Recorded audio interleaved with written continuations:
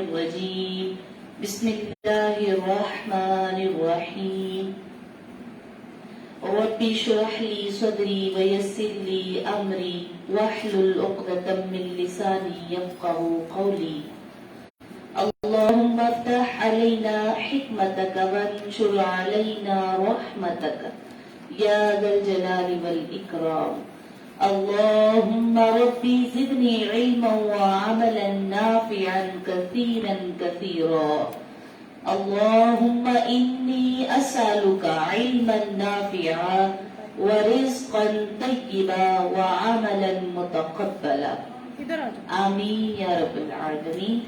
آج ہم سورۃ النساء سے انشاءاللہ آغاز کریں گے۔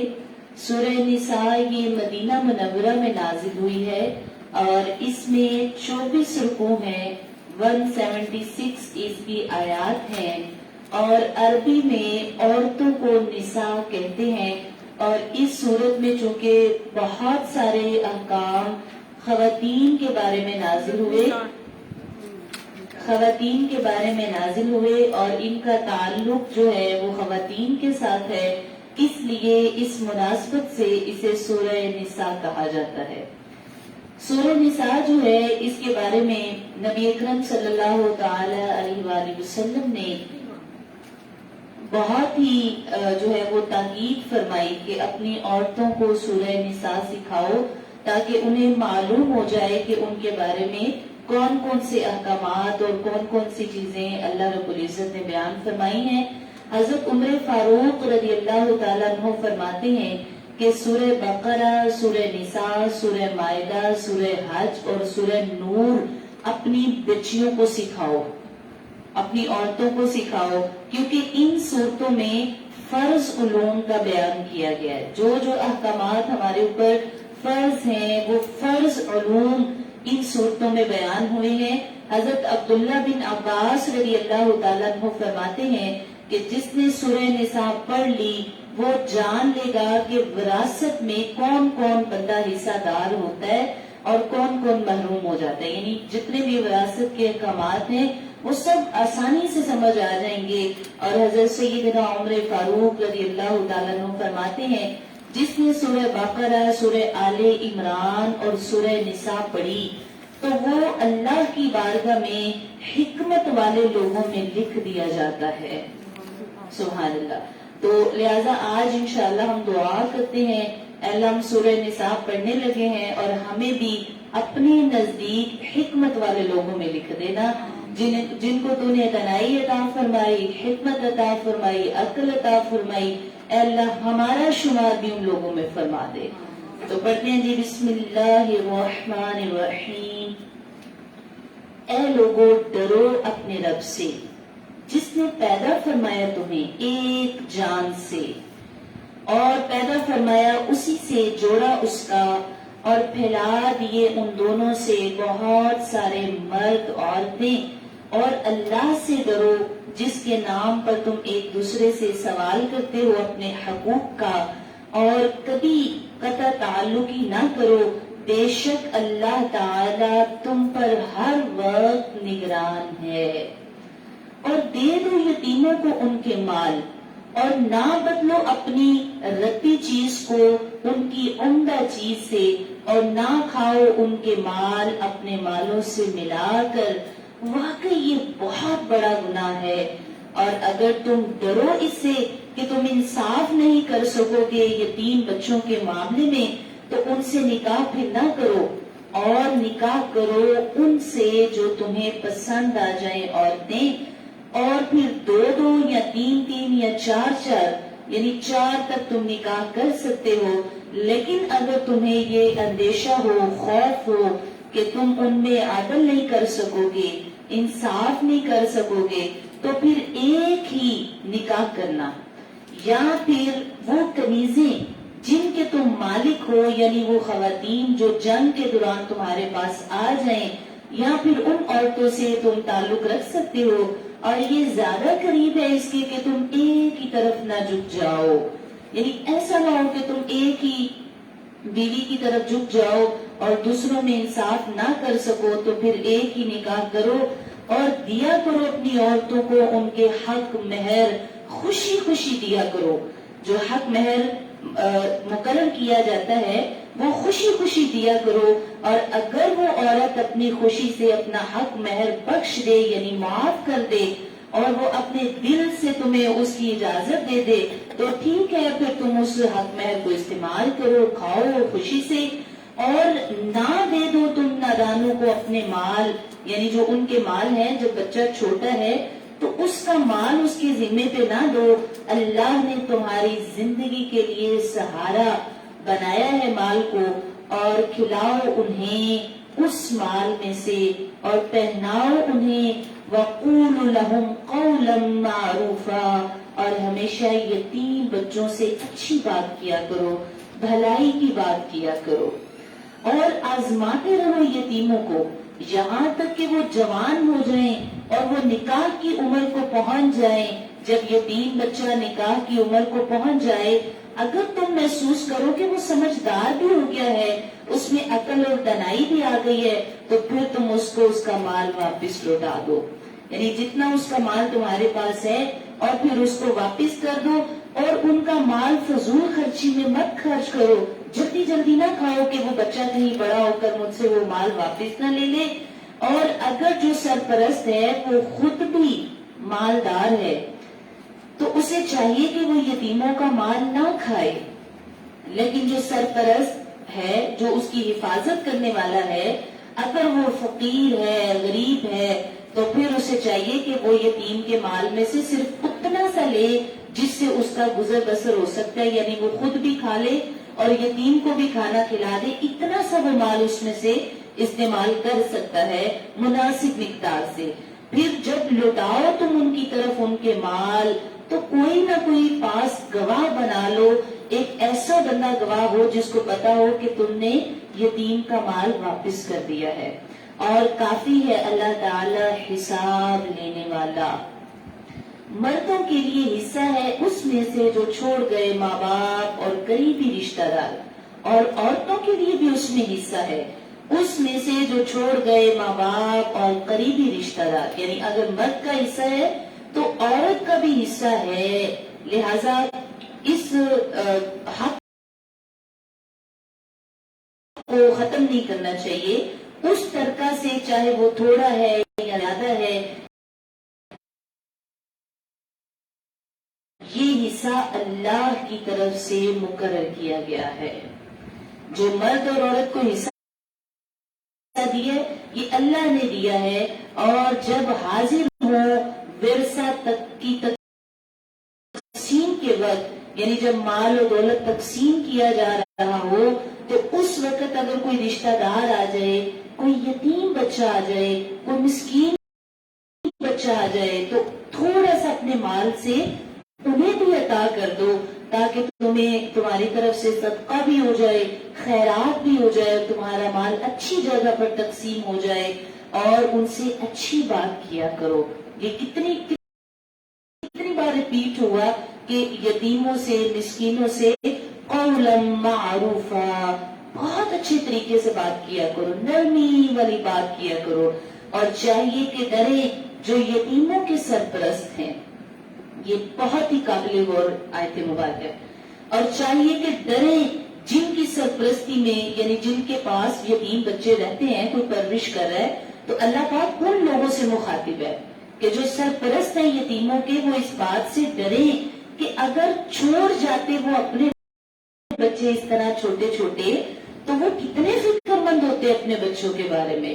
اسی طرح انہیں چاہیے کہ وہ دوسرا جو یتیم بچہ ان کی پرورش میں ہے، وہ اس کی پرورش سے بھی اسی طرح ڈریں اور فکر مند رہیں. یعنی اگر ان کے بچے یتیم ہو جاتے تو وہ کتنی فکر کرتے، اسی طرح وہ دوسرے کے بچے کی بھی فکر کریں. اور چاہیے کہ وہ اللہ تعالیٰ سے ڈرتے ہی رہیں اور ایسی بات منہ سے نکالیں جو اچھی بات ہے، بالکل سیدھی بات ہے. اور بے شک وہ لوگ جو یتیموں کا مال ناحق طریقے سے کھاتے ہیں، ظلم کر کے کھاتے ہیں، اگر ایک پیسہ بھی کھایا تو فرمایا انما یأکلون فی بطونہم نارا، ایسے ہوگا جیسے اس نے اپنے پیٹ میں کوئی آگ بھر لی ہے. اگر یتیم کا ایک پیسہ بھی ناحق طریقے سے کھایا تو ایسے جیسے اس نے اپنے اوپر کوئی آگ بھر لی، اپنا پیٹ وہ آگ سے بھر رہا ہے. تو لہٰذا اس پورے رکوع سے معلوم ہوتا ہے جو سب سے پہلی بات اللہ نے فرمائی، اے انسانوں اللہ سے ڈرو. اچھا یہاں ایمان والوں کو نہیں بلکہ ہر انسان کو خطاب کیا گیا ہے کہ ہر انسان اللہ سے ڈرے. یعنی اگر وہ کافر ہے تو کافر کو تقوی یہ ہوتا ہے کہ وہ ایمان لے آئے. کافر کو ڈرنے سے مراد یہ ہے کہ کافر اللہ سے ڈرے اور ایمان لے آئے، اور جو ایمان والے ہیں ان کا تقوی یہ ہے کہ وہ عمل صالح کریں، وہ اچھے عمل کی طرف آ جائیں.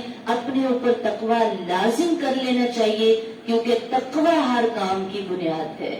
ہر چیز کی بنیاد اور جو اصل ہے وہ تقوی ہے، اور تقوی ہوگا تو آپ یتیموں کو، مسکینوں کو، عورتوں کو ان کے حقوق دیں گے.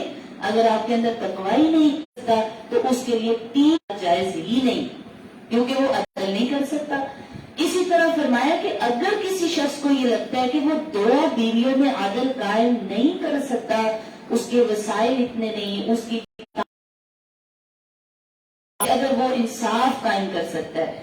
اور اسی میں اللہ تبارک و تعالیٰ نے اسی رکوع میں فرمایا کہ تم نے یتیم کا مال نہیں کھانا. ایک حدیث کے مطابق ناسمجھ لوگوں کا یا یتیم بچوں کا مال کھانے والے کی دعا اللہ کبھی قبول نہیں فرماتا.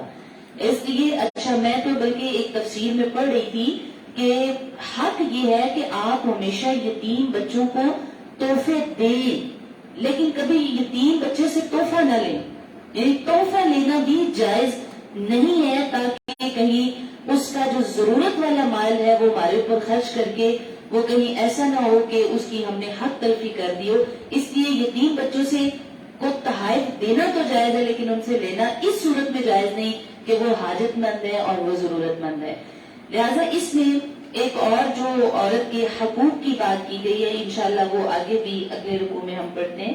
دیکھیے جی ترجمہ فرمایا، حکم دیتا ہے تمہیں اللہ تمہاری اولاد کی میراث کے بارے میں. اب چونکہ آپ دیکھیں گے اس میں ہمارے حقوق کی بہت بات کی گئی ہے، اور اس میں خاص طور پر وراثت کی جو بات کی گئی ہے نا وہ بہت ہی قابل غور ہے. اللہ فرماتا ہے کہ اللہ تمہیں حکم دیتا ہے تمہاری اولاد کی میراث کے بارے میں کہ ایک مرد کا یعنی لڑکے کا بچے کا حصہ برابر ہے 2 بچیوں کے، 2 عورتوں کے. یعنی بچے کا حصہ 2 عورتوں کے حصے کے برابر ہوگا، یعنی ڈبل ہوگا. اور پھر وہ صرف لڑکیاں 2 سے زائد تو ان کے لیے 2/3 ہے جو میت نے چھوڑا. اور اگر ایک ہی بچی ہو تو اس کے لیے نصف ہے، اور میت کے ماں باپ میں سے ہر ایک کو 6واں حصہ ملے گا اس میں سے جو میت نے چھوڑا ہے، بشرط یہ کہ میت کی اولاد ہو. اگر نہ ہو تو اس کی اولاد اور اس کے وارث صرف ماں باپ ہی ہو تو پھر ماں کو 3واں حصہ ملے گا اور باقی سب باپ کا ہوگا. اگر میت کے بہن بھائی بھی ہو تو ماں کا 6واں حصہ ہوگا. اور یہ تقسیم کب ہوگی؟ سب سے پہلے آپ اس کے مال میں سے اس کی وصیت کو پورا کریں گے جو میت نے وصیت کی ہے، اور قرض ادا کریں گے، اور پھر یہ ساری تقسیم شروع ہو جائے گی. تمہارے باپ اور تمہارے بیٹے تم نہیں جانتے کہ کون ان میں سے زیادہ قریب ہے. یعنی تمہیں نہیں پتا کہ ساری اولاد میں سے زیادہ تمہارے فائدے کا بچہ کون سا ہوگا. اس لیے کسی ایک بچے کے اوپر مال خرچ کرنا یہ یا وصیت اس کے نام کر دینا یہ باقی بچوں کے ساتھ زیادتی کی بات ہے. تمہیں نہیں معلوم کہ ایک بیٹا تمہارے لیے تمہیں وہ بظاہر تو اچھا لگ رہا ہے کہ میرا یہ بیٹا بڑا فرما بردار ہے اور بہت اچھا ہے، لیکن تمہیں نہیں پتا کہ مال ملنے کے بعد وہ تمہیں فائدہ دے گا یا نہیں دے گا. اس لیے جو تقسیم اللہ نے فرما دی ہے تمہیں وہی تقسیم کرنی چاہیے، اور تقسیم بھی اسی طرح ہوگا. ٹھیک ہے، فرمایا کہ یہ حصے مقرر ہیں اللہ کی طرف سے، بے شک اللہ تمہاری مصلحتوں کو جاننے والا ہے اور بڑا ہی دانا ہے. اصل میں عورت کو یہاں آدھا حصہ یعنی مرد سے آدھا حصہ ملا ہے. عورت کو وراثت میں سے آدھا حصہ کیوں ملتا ہے؟ کیونکہ عورت پر نان و نفقہ کی ذمہ داری نہیں ہوتی، اس نے گھر کا خرچ نہیں چلانا ہوتا، اس کو شادی کے وقت مزید حق مہر بھی ملتا ہے، مرد کی طرف سے مزید عورت کو حق مہر بھی ملتا ہے، یہ بھی مال کا اضافہ ہو جاتا ہے، پھر وہ خرچ بھی کوئی نہیں کرتی، گھر میں کھانا پینا لباس سب مرد کی ذمہ داریاں ہوتی ہیں، اس لیے بھی اس میں حکمت یہ ہے کہ عورت کو آدھا حصہ دیا، مرد کا جو حصہ ہے وہ اس سے زیادہ ہے، اور مرد پر اللہ پاک نے ذمہ داریاں بہت زیادہ ڈالی، ماں باپ کی بھی، بہنوں کی بھی، بھائیوں کی بھی، بیوی کی بھی، اس لیے اس کو جو حصہ ملتا ہے وہ زیادہ ملتا ہے، ٹھیک ہے۔ اور اگر عورت کچھ خرچ کرتی ہے تو وہ صدقہ ہوگا، وہ اس پر ضروری نہیں ہوگا کہ وہ خرچ کرے، ٹھیک ہے۔ اللہ کی تقسیم پر راضی ہو جاؤ، کیونکہ جو حکمت تم نہیں جانتے وہ اللہ جانتا ہے۔ تو ہم میں سے مطلب اگر کوئی بہت زیادہ اپنے آپ کو یہ کہے کہ جی میں براڈ مائنڈ ہو کر یہ بات کرتا ہوں، جی ہم تو برابری چاہتے ہیں اور برابری ملے، تو اللہ پاک جانتا ہے کہ جو ہمارے حق میں بہتر ہے، اللہ پاک نے ہمارے لیے وہی مقرر فرمایا ہے، اور چونکہ مرد کے اوپر اتنی ساری ذمہ داریاں ہیں، اس لیے آپ اس بات کا سوال غلط ہے کہ ہمیں برابری چاہیے اور ہمیں جو ہے وہ وراثت میں ڈبل حصہ، بلکہ جو اللہ نے مقرر کیا ہے وہ بڑی گہرائی کے ساتھ مقرر ہوا ہے، الحمدللہ، اور ہم اسے تسلیم کرتے ہیں۔ اچھا فرمایا تمہارے لیے نصف ہے جو چھوڑ جائیں تمہاری بیویاں، بشرط یہ کہ نہ ہو ان کی اولاد، اگر ان کی اولاد ہو تو تمہارے لیے چوتھائی حصہ ہے اس میں سے جو وہ چھوڑ جائیں، اور یہ تقسیم اس وصیت کو پورا کرنے کے بعد ہے جو وہ میت کر جائے اور اس کا قرض ادا کرنے کے بعد۔ دیکھیں یہ دوسری بار حکم آیا، پہلے قرض دینا ہے میت کا، پھر اس کی وصیت پوری کرنی ہے، اور پھر یہ مال ان حصوں میں تقسیم ہوگا، یہ دوسری بار اس آیت میں بتایا جا رہا ہے۔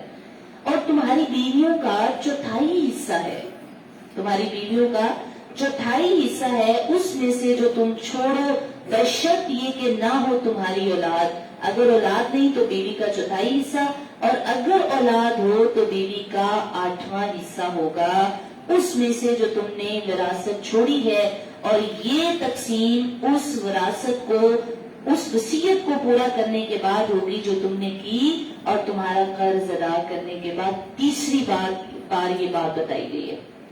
یعنی تیسری بار میت جب اس دنیا سے کوئی بندہ جاتا ہے، فوت ہو جاتا ہے، تو جو سب سے بڑا بھاری وزن اس پر ہوتا ہے نا، وہ اس کا قرض ہوتا ہے، یہ یاد رکھیے گا۔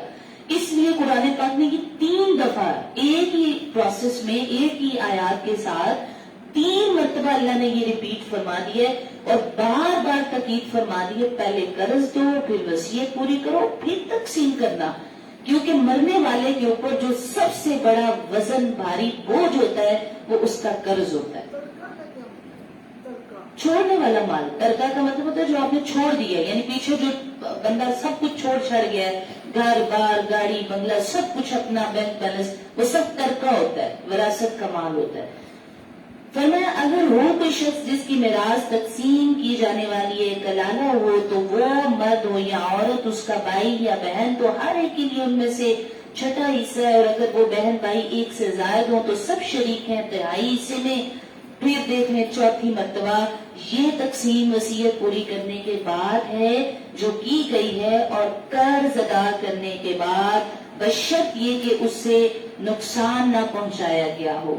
یہ چوتھی مرتبہ بتایا ہے کہ پہلے قرض ادا کرنا ہے، کیونکہ شریعت اسلامیہ کا یہ حکم ہے کہ جب کوئی شخص فوت ہو جائے تو تجہیز و تکفین کے بعد، یعنی آپ نے اسے کفن دیا، دفن کیا، اور اس کے فوراً بعد جو سب سے پہلا اس کا حق ہے وہ یہ کہ آپ اس کا قرض ادا کریں، بعد اس کے پھر آپ اس کی وصیت پوری کریں، اور بعد اس کے پھر آپ اپنا جو مال ہے اس بندے کا اس کو تقسیم کرنے کے حقدار ہیں۔ اور یہ دیکھیں عرب کے لوگوں کا یہ دستور تھا کہ وہ زیادتی کرتے تھے کہ اپنی جائیداد ایسے لوگوں کے نام کر جاتے تھے جو ان کے اپنے رشتہ دار نہیں ہوتے تھے، جاننے والے پہچاننے والے نہیں ہوتے تھے، جیسے دور دراز کا کوئی محلہ دار کوئی بندہ، تو وہ نا اس کے نام اپنا سارا مال کر جاتے تھے، اور اصل میں وہ اس کو کہتے تھے کہ یہ ہماری طرف سے نا بہت بڑا تقویٰ ہے اور بہت بڑی نیکی ہے۔ تو اللہ رب العزت نے اس دستور کو ختم کرنے کے لیے، اس رسم کو توڑنے کے لیے فرمایا ہے کہ نہیں، تمہارے مال میں سے پہلے تمہارا قرض ادا ہوگا، پھر تمہاری وصیت پوری ہوگی، اور پھر تمہارا مال اپنوں پر تقسیم ہوگا جو تمہارے اپنے ہیں، بیٹے ہیں، بیٹیاں ہیں، بیوی ہے، یا جو بھی پیچھے ماں باپ ہیں، یہ ان کا حصہ ہے، کسی انجان شخص کا یہ حصہ نہیں ہے۔ ہاں اگر تم اپنی خوشی سے پھر کسی کو، یعنی 1/3 مال میں سے کسی غریب کو، مسکین کو، یا مدرسے مسجد میں کچھ کام کروانا چاہتے ہو تو وہ تمہارا حق ہے، ٹھیک ہے۔ فرمایا کہ واللہ علیم الحکیم، اور اللہ سب کچھ جاننے والا، حلیم بہت بڑا بردبار ہے، حلم والا ہے، سبحان اللہ۔ یہ حدود ہے اللہ کی طرف سے جو مقرر کی گئی ہیں۔ جو شخص فرما برداری کرے گا اللہ اور اس کے رسول کی تو وہ جنت میں داخل ہوگا، اور اس جنت میں نیچے نہریں بہتی ہوں گی، دودھ کی، شہد کی، شراب کی میٹھی نہریں، اور فرمایا وہ اس میں ہمیشہ رہے گا، اور جنت میں جانا ہی تو اصل کامیابی کی بات ہے۔ پھر فرمایا جو نافرمانی کرے گا اللہ کی اور اس کے رسول کی، اور وہ تجاوز کرے گا اللہ کی مقرر شدہ حدوں سے، تو اللہ اسے نار جہنم میں داخل کر دے گا، اور وہ اس کے لیے بہت برا عذاب ہے۔ رکوع شروع ہے، ہم اس میں بہت سارے احکامات اور پڑھیں گے۔ فرمایا جو کوئی ارتکاب کرے بدکاری کا، یعنی یہاں الفاحشہ سے مطلب زنا ہے، کہ جو کوئی زنا کرے، لفظ فاحشہ استعمال ہوا ہے تو اس کا مطلب ہے کھلم کھلی برائی، تو برائی سے مراد یہ زنا کرنا۔ اچھا بہت بغور اسے سنیے گا۔ فرمایا تم میں سے جو کوئی ارتکاب کرے بدکاری کا تمہاری عورتوں میں سے، اگر کوئی عورت زنا کرے تو اس پر تہمت لگانے والا جو ہے وہ 4 گواہ لے کر آئے گا اپنے مردوں میں سے، پھر اگر وہ گواہی دے دیں تو بند کر دو ان عورتوں کو گھروں میں یہاں تک کہ پورا کر دے ان کی زندگی، یعنی وہ مر جائیں، یا اللہ تعالیٰ ان کے لیے رہائی کا کوئی راستہ عطا کر دے۔ اور جو مرد عورت ارتکاب کریں برائی کا، یعنی مرد اور عورت دونوں زنا کریں، تو پھر تم خوب جان ان کو اذیت دو، یعنی پہلے ان کو خوب تکلیف دو تاکہ وہ اس گناہ سے باز آ جائیں۔ پھر اگر وہ دونوں توبہ کر لیں، زنا کرنے والے اگر وہ توبہ کر لیں، وَأَصْلَحَ اور اپنی اصلاح کر لیں، فَعَارِضُوا عَنْهُمَا تو پھر تم ان دونوں کو چھوڑ دو۔ یعنی اگر کسی بچی اور بچے سے یہ گناہ ہو جاتا ہے تو پھر پہلے ان کو اذیت دو، ان کو تکلیف دو تاکہ انہیں احساس ہو جائے کہ وہ کتنا بڑا گناہ کر رہے ہیں، اور جب انہیں اس بات کا علم ہو جائے گا تو پھر وہ توبہ کریں، اصلاح ہو جائے تو پھر انہیں معاف کر دو، انہیں چھوڑ دو، کیونکہ اس لیے تم چھوڑ دو کہ ان اللہ کان توابا رحیما، کہ اللہ بھی بہت توبہ قبول کرنے والا، بہت رحم کرنے والا ہے۔ یعنی جب اللہ اپنے بندوں کے گناہوں کو معاف کر دیتے تو تم بھی معاف کر دیا کرو جب کوئی اپنے گناہ کی اصلاح کر لے، جب وہ اپنے گناہ سے توبہ کر لے۔ اور توبہ جس کا قبول کرنا اللہ نے اپنے ذمہ لیا ہے، اللہ کے ذمہ ہے کہ وہ کسی کی توبہ قبول کرے یا نہ کرے۔ تو جو کر بیٹھے ہیں گناہ بی جہالتن، بے سمجھی سے، کبھی کبھار ایسا ہوتا ہے کہ انسان انجام سے بے خبر ہو کر، اللہ کی ناراضگی سے بے خبر ہو کر کوئی کام کر لیتا ہے، ٹھیک ہے، انسان اس بات سے غافل ہو جاتا ہے کہ اللہ اسے دیکھ رہا ہے۔ ہم آل ٹائم تو اچھے نہیں رہتے نا، بعض اوقات ہمیں یہ چیز بھی تو سامنے ہوتی ہے کہ ہم بے خبر ہو جاتے ہیں کچھ وقت کے لیے۔ تو اللہ تعالیٰ فرمایا بی جہالتن، کبھی کبھی لوگ نہ سمجھی سے گناہ کر دیتے ہیں، یعنی نادانی سے گناہ کر دیتے ہیں، کبھی کبھی بچے بچیاں یا کوئی عمر کے کسی حصے میں بھی، تو وہ اس بات کو سمجھتے نہیں ہیں، اور وہ نادانی سے اور اس تصور سے خالی ہو کر کہ اللہ ہمیں دیکھ رہا ہے، وہ اس تصور سے خالی ہو کر گناہ کر لیتے ہیں۔ اگر کسی انسان کے اوپر سے یہ تصور ختم ہو جائے کہ اللہ ہمیں دیکھ رہا ہے،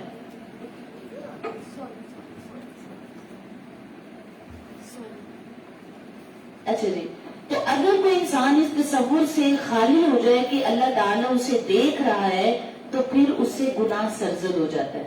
اس لیے اللہ پاک نے یہ لفظ یہاں اس بات سے غافل ہو جائے کہ وہ جو غلط کام کر رہا ہے اس کا نتیجہ کیا نکلے گا. تو اللہ پاک نے یہ لفظ دیکھیں استعمال فرمایا کہ یعملون السوء بجہالۃ.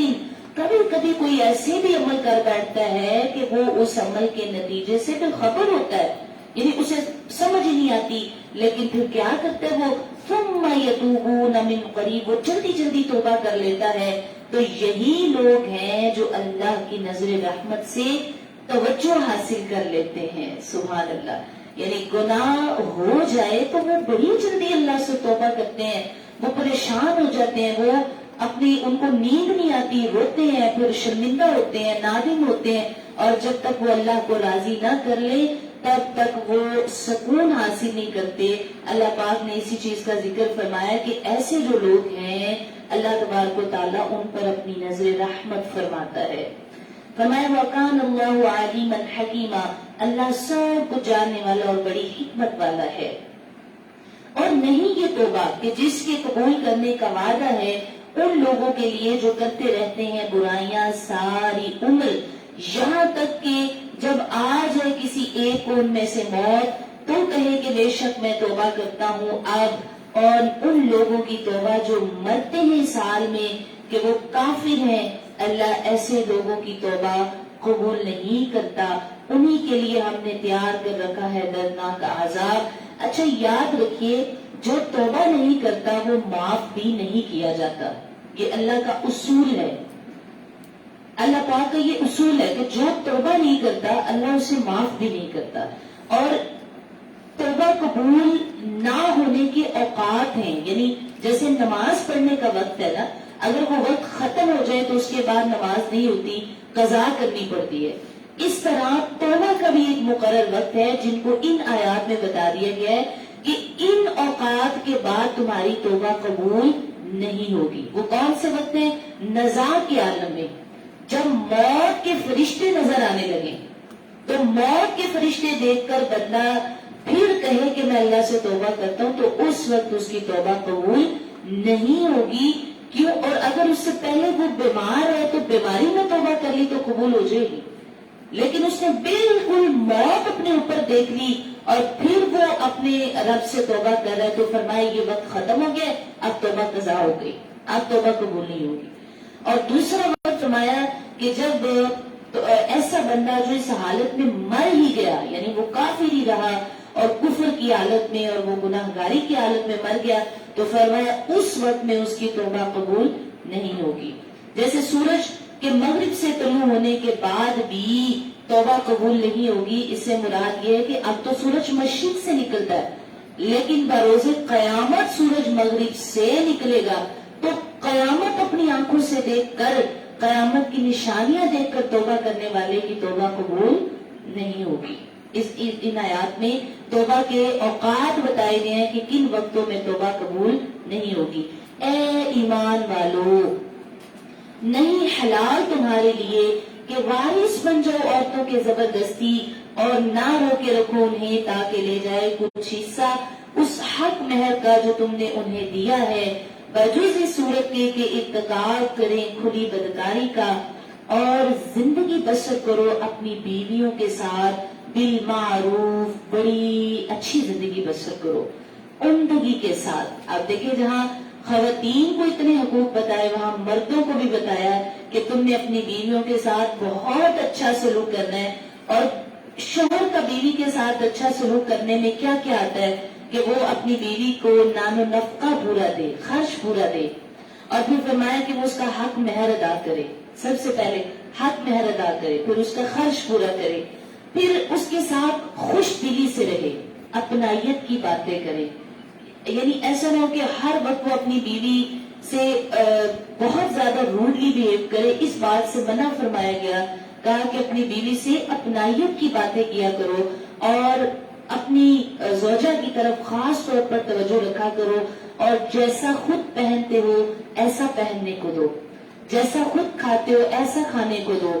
اور فرمایا کہ کبھی اگر ان کو سمجھانے کی ضرورت پڑ جائے تو ان کو اپنے گھر سے الگ نہ کرو بلکہ گھر میں رکھ کر ہی ان کے ساتھ معاملات نپٹا لو تاکہ عورت کی عزت میں فرق نہ آئے.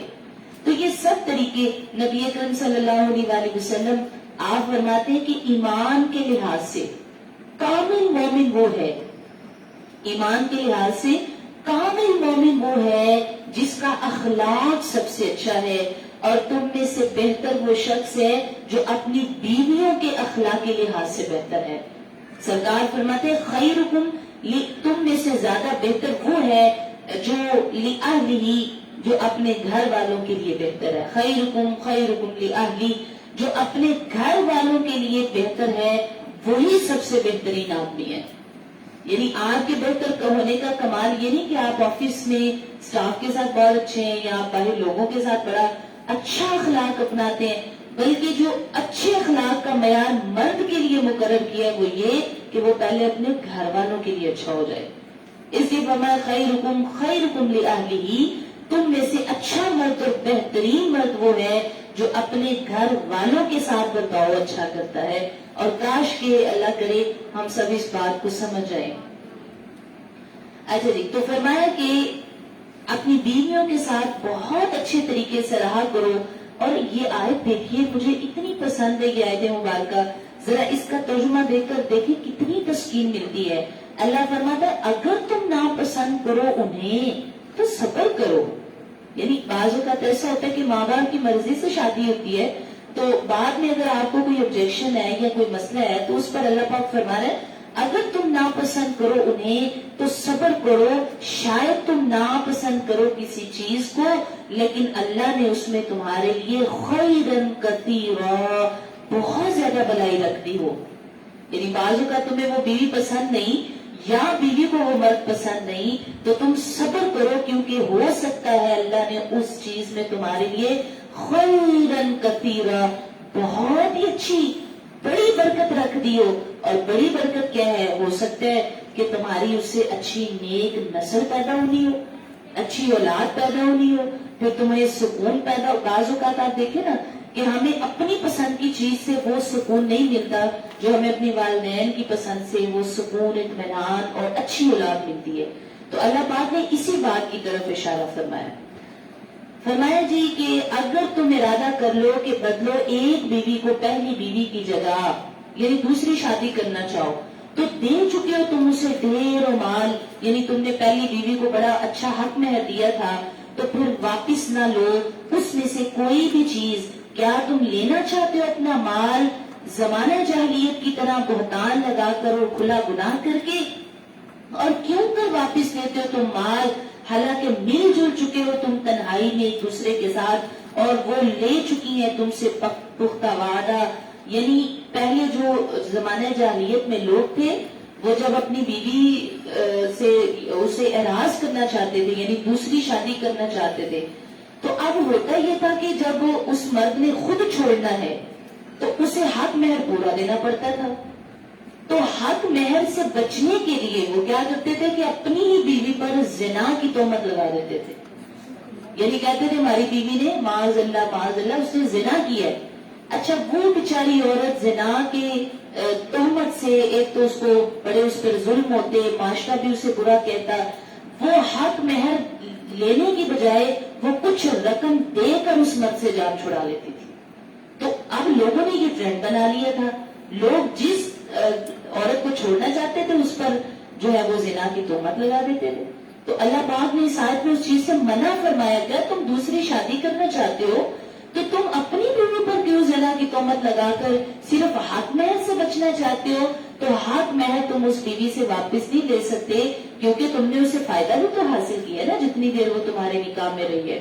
اور نہ نکاح کرو جن سے نکاح کر چکے تمہارے باپ دادا، یعنی جو تمہاری رشتے میں بڑی معزز رشتے ہیں، جن سے تمہارے والد نکاح کر چکے ہیں یا تمہارے باپ دادا کر چکے ہیں، ان سے نکاح جائز نہیں ہے۔ اچھا، زمانہ جاہلیت میں یہ ہوتا تھا نا کہ اگر کسی کے باپ نے کسی عورت سے شادی کی ہے تو اپنے والد کے فوت ہونے کے بعد وہ بیٹا اس عورت سے شادی کر لیتا تھا، معاذ اللہ۔ تو آپ دیکھیں کہ دین کتنا خوبصورت ہے، کریم آقا نے ہم پر کتنا کرم کیا ہے کہ خواتین کے لیے کتنے اچھے حقوق لے کر آئے کہ اگر تمہاری کسی خاتون سے باپ نے نکاح کیا ہے تو پھر بیٹے کا نکاح جائز نہیں ہے۔ تو آج جو ہمیں عزت، رتبے اور اچھے حقوق ملے ہیں وہ سب نبی پاک صلی اللہ علیہ وآلہ وسلم کا وسیلہ ہے، اور ہم شکر گزار ہیں سرکار کے کہ انہوں نے ہمیں اتنے عزت والے حقوق عطا فرمائے۔ اور یہ جو قرآن اللہ پاک نے ہم پر بیان فرمائے، یہ بہت ہی ہمارے لیے سعادت کی بات ہے کہ یہ ہماری ہدایت کا اور ہمارے حقوق کی بات کرتا ہے۔ سبحان اللہ۔ تو بے شک فرمایا کہ یہ بہت برا ہے کہ تم اپنے باپ دادا کی منکوحہ سے کبھی شادی کرو، یہ اچھی بات نہیں ہے، یہ بہت بری بات ہے، لہٰذا تمہیں اپنے باپ دادا کی منکوحہ سے شادی نہیں کرنی چاہیے۔ اچھا، فرمایا حرام کر دی گئی ہے تم پر، یہ وہ آیت ہے جس میں بتایا گیا ہے کہ کن کن رشتوں سے نکاح کرنا جائز ہے اور کن رشتوں سے نکاح کرنا جائز نہیں ہے۔ بہت پیاری آیت ہے، اسے ذرا غور سے دیکھیں گے۔ حرام کر دی گئی ہیں تم پر تمہاری مائیں، تمہاری بیٹیاں، تمہاری بہنیں، تمہاری پھپھیاں، تمہاری خالائیں، تمہاری بھتیجیاں، تمہاری بانجیاں، اور تمہاری مائیں جنہوں نے تمہیں دودھ پلایا۔ اچھا، یہاں تک جو ذکر تھا نا، تمہاری مائیں، یہ تمہاری بانجیاں، یہ وہ رشتے ہیں جو نسب کے رشتے ہیں۔ یہ بات سمجھ لیجیے گا، 3 رشتوں کی وجہ سے نکاح کی حرمت بیان ہوئی ہے۔ پہلا رشتہ جو نسب کا رشتہ ہوتا ہے، دوسرا رشتہ جو رضاعت کا رشتہ ہوتا ہے، یعنی نسب، مثلا میرے ماں باپ ہیں، میرے بہن بھائی ہیں، میری خالہ ہے، میری پھوپھی ہے، اس وجہ سے ان سے نکاح جو ہے وہ حرمت بیان ہوئی۔ دوسرے رشتے ہوتے ہیں کہ آپ نے کسی کا دودھ پیا تو وہ آپ کی دودھ پلانے والی ماں، جو اس کی بیٹی ہے وہ آپ کی رضائی بہن ہے، جو اس کا بیٹا ہے وہ آپ کا رضائی بھائی ہے۔ تو نکاح ان لوگوں سے بھی حرام ہو جاتا ہے جس ماں کا آپ نے دودھ پیا ہے۔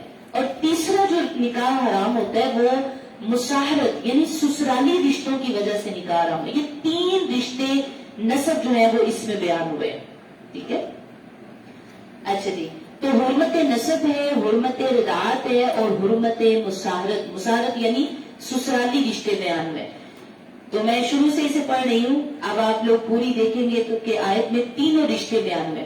حرام کر دی گئی ہے تم پر تمہاری مائیں، تمہاری بیٹیاں، تمہاری بہنیں، تمہاری پھوپھیاں، تمہاری خالائیں اور بھتیجیاں اور بھانجیاں، اور تمہاری وہ مائیں جنہوں نے تمہیں دودھ پلایا ہے، اور تمہاری بہنیں جن کی ماؤں نے تمہیں دودھ پلایا یعنی رضاعت سے، اور مائیں تمہاری بیویوں کی۔ اب یہاں تیسرا رشتہ شروع ہو گیا، یعنی سسرالی رشتے۔ مائیں تمہاری بیویوں کی، تمہاری بیویوں کی وہ بیٹیاں جو تمہاری گود میں پرورش پا رہی ہیں، اور ان بیویوں سے تم نے صحبت کی ہے۔ یعنی ایسا ہوتا ہے نا، بعض اوقات مرد دوسرا نکاح کرتا ہے تو اس نکاح میں جو بیوی آتی ہے اس کی بیٹی پیچھے سے ہوتی ہے، تو وہ بیٹی تب اس مرد پہ حرام ہو جاتی ہے جب وہ اپنی بیوی سے صحبت کر لے تو اس کی بیٹی اس پر حرام ہوگی، یعنی اس سے بھی اس کا نکاح جائز نہیں ہوتا۔ اگر تم نے صحبت نہ کی ہو ان بیویوں سے تو پھر کوئی حرج نہیں ہے ان کی بیٹیوں سے نکاح کرنے میں۔ اچھا، اور حرام کی گئی ہے بیویاں تمہارے ان بیٹوں کی جو تمہاری پشتوں سے ہیں، یعنی بہوؤں سے نکاح حرام یہاں بتایا گیا ہے۔ اور یہ بھی حرام ہے کہ تم 2 بہنوں کو ایک نکاح میں رکھو، یہ حرام ہے۔ ایک ہی وقت میں 2 بہنوں سے نکاح کرنا جائز نہیں ہے۔ اور اسی حکم میں بتا دوں کہ ایک خالہ اور بھانجی کو اکٹھے نکاح میں رکھنا یہ بھی جائز نہیں ہے، اور اسی طرح پھوپھی اور بھتیجی کو بھی ایک ہی وقت میں نکاح میں رکھنا جائز نہیں ہے۔ اگر پھوپھوں سے شادی ہوئی ہے تو اس کی بھتیجی سے شادی نکاح نہیں ہو سکتا، جائز ہی نہیں۔ اگر خالہ سے ہوئی ہے تو اس کی بھانجی سے نکاح جائز نہیں، اور 2 بہنوں سے ایک ہی وقت میں نکاح جائز نہیں ہے۔ ہاں، ایک بہن اگر پہلے سے کوئی حادثہ ہو گیا، وفات پا گئی، تو پھر دوسری بہن سے نکاح دوسرے وقت میں جائز ہے۔ ان اللہ کان غفورا رحیما، بے شک اللہ بہت بخشنے والا اور بہت رحم فرمانے والا ہے۔ 5واں پارہ ہمارا شروع ہو رہا ہے اور اس میں بھی بہت سارے احکامات ہیں، ذرا ہم دیکھیں گے۔ فرمایا، اور حرام ہے خامد والی عورتیں، یعنی جن عورتوں کا پہلے سے نکاح ہوا ہوا ہے وہ ان سے کوئی مرد جو ہے شادی شدہ عورتوں سے مرد شادی نہیں کر سکتا، اس میں پہلا حکم یہ ہے۔ مگر کافروں کی وہ عورتیں جو تمہاری ملک میں آ جائیں، یعنی جو جنگ کے نتیجے میں جو عورتیں غلام بن کر آتی ہیں، ان سے یعنی تم کوئی فائدہ حاصل کرو، تم صحبت کرو تو وہ جائز ہے، لیکن شادی شدہ عورت سے جو ہے وہ نکاح تمہارا جائز نہیں ہوتا. یعنی اس سے پتہ چلتا کہ اگر عورت ایک نکاح میں ہے تو وہ دوسرے نکاح میں نہیں جا سکتی، یہ حرام ہے. فرض کیا ہے اللہ نے ان احکام کو تم پر اور حلال کر دی گئی ہے تمہارے لیے ماں سوا ان کے، تاکہ تم طلب کرو ان کو اپنے مالوں کے ذریعے پاک دامن بنتے ہوئے، نہ زناکار بنتے ہوئے. بس جو تم نے لطف اٹھایا ہے ان سے تو ان کو ان کے حق مہر جو مقرر کیے ہیں وہ ادا کر دو. آپ دیکھیں کہ مرد کو نا اللہ پاک نے اس آیت میں یہ حکم دیا کہ تم نے نیت تمہاری ہو کہ تم نے گھر بسانا ہے، پھر تم نکاح کرو. اچھی نیت کے ساتھ نکاح کرنا جائز ہے کہ اگر اس مرد کی یہ نیت ہو کہ میں مستقل طور پر اس عورت کے ساتھ رہوں گا اور میں اپنا گھر بساؤں گا، اس لیے وہ نکاح کرے. صرف کچھ لمحوں کے لیے اپنی خواہش کو پورا کرنے کے لیے نکاح عورت سے جائز نہیں ہے. اگر وہ شرعی طریقے سے یہ نیت کرتا ہے کہ یہ عورت میری نسل کے لیے اچھی ہے، میری اولاد اس سے پیدا ہوگی اور میں مستقل طور پر اس کے ساتھ رہوں گا، تو پھر نکاح جائز ہے. اور نکاح کرنے کی اہمیت ہمارے دین میں بہت زیادہ ہے، کیونکہ نبی اکرم صلی اللہ علیہ وآلہ وسلم نے فرمایا کہ جب کوئی بندہ نکاح کر لیتا ہے تو اس کا آدھا دین مکمل ہو جاتا ہے. یعنی سرکار فرماتے کہ اس کا آدھا دین مکمل ہو جاتا ہے. اور اب بندے کو چاہیے نکاح کر کے آدھا دین مکمل ہو گیا، اب جو آدھا رہ گیا اس کی فکر کریں. یہ حضور کا پورا فرمان ہے کہ آدھا دین تو نکاح کرنے سے مکمل ہو گیا ہے، لیکن جو باقی آدھا دین اس کے اوپر لازم ہے وہ اپنے باقی آدھے دین کے بارے میں فکر مند رہا کرے. اس لیے نکاح جو ہے وہ اچھی نیت کے ساتھ ہونا چاہیے، اور جو حق مہر مقرر ہو وہ بخوشی مرد جو ہے وہ اپنی عورتوں کو حق مہر ادا کرے. فرمایا کہ ان کے حق مہر جو مقرر ہیں ان کو دو، لیکن کوئی گناہ نہیں تم پر جس چیز میں تم آپس میں رضامند ہو جاؤ مقرر کیے ہوئے حق مہر کے بعد. بے شک اللہ تعالیٰ علیم اور حکیم ہے. یعنی بعض اوقات بیوی اتنی سخی ہوتی ہے کہ وہ کہتی ہے کہ جناب میرا جو نکاح حق مہر مقرر ہے میں اس میں سے آدھا لے لیتی ہوں یا پورا معاف کر دیتی ہوں. تو فرمایا اگر آپس کی رضامندی سے کوئی بات طے ہو جائے تو اس کی معافی ہے، وگرنہ تو لازم ہے دینا. لیکن اگر دونوں آپس میں راضی ہیں ایک بات پر طے کر لی تو اس پر اللہ تعالیٰ نے ان کو رخصت عطا کی ہے. اور جو نا طاقت رکھتا ہو تم میں سے اس بات کی کہ وہ نکاح کرے آزاد مسلمان عورت سے، تو وہ نکاح کرے جو تمہارے قبضے میں کنیزیں ہیں، جو مسلمان ہیں. اللہ بہتر جانتا ہے تمہارے ایمان کی کیفیت کو، اور بعض تمہارا بعض کی جن سے ہے تو نکاح کر لو ان سے ان کے سرپرستوں کی اجازت سے، اور دو ان کے حق مہر دستور کے مطابق وہ پاک دامن بن جائے، نہ زناکار ہوں اور نہ چھپ چھپا کر لوگوں سے دوستیاں کرنے والی عورتیں نہ ہوں. یہ عورتوں کی صفتیں بتائی ہیں کہ نہ زناکار ہو عورت اور نہ چھپ چھپا کر مردوں سے دوستی کرنے والی عورت نہ ہو. ایسی عورت سے تم نے نکاح کرنا ہے. تو ہمیں بتایا گیا کہ ہم نے کیسی پاک دامن خواتین بننا ہے.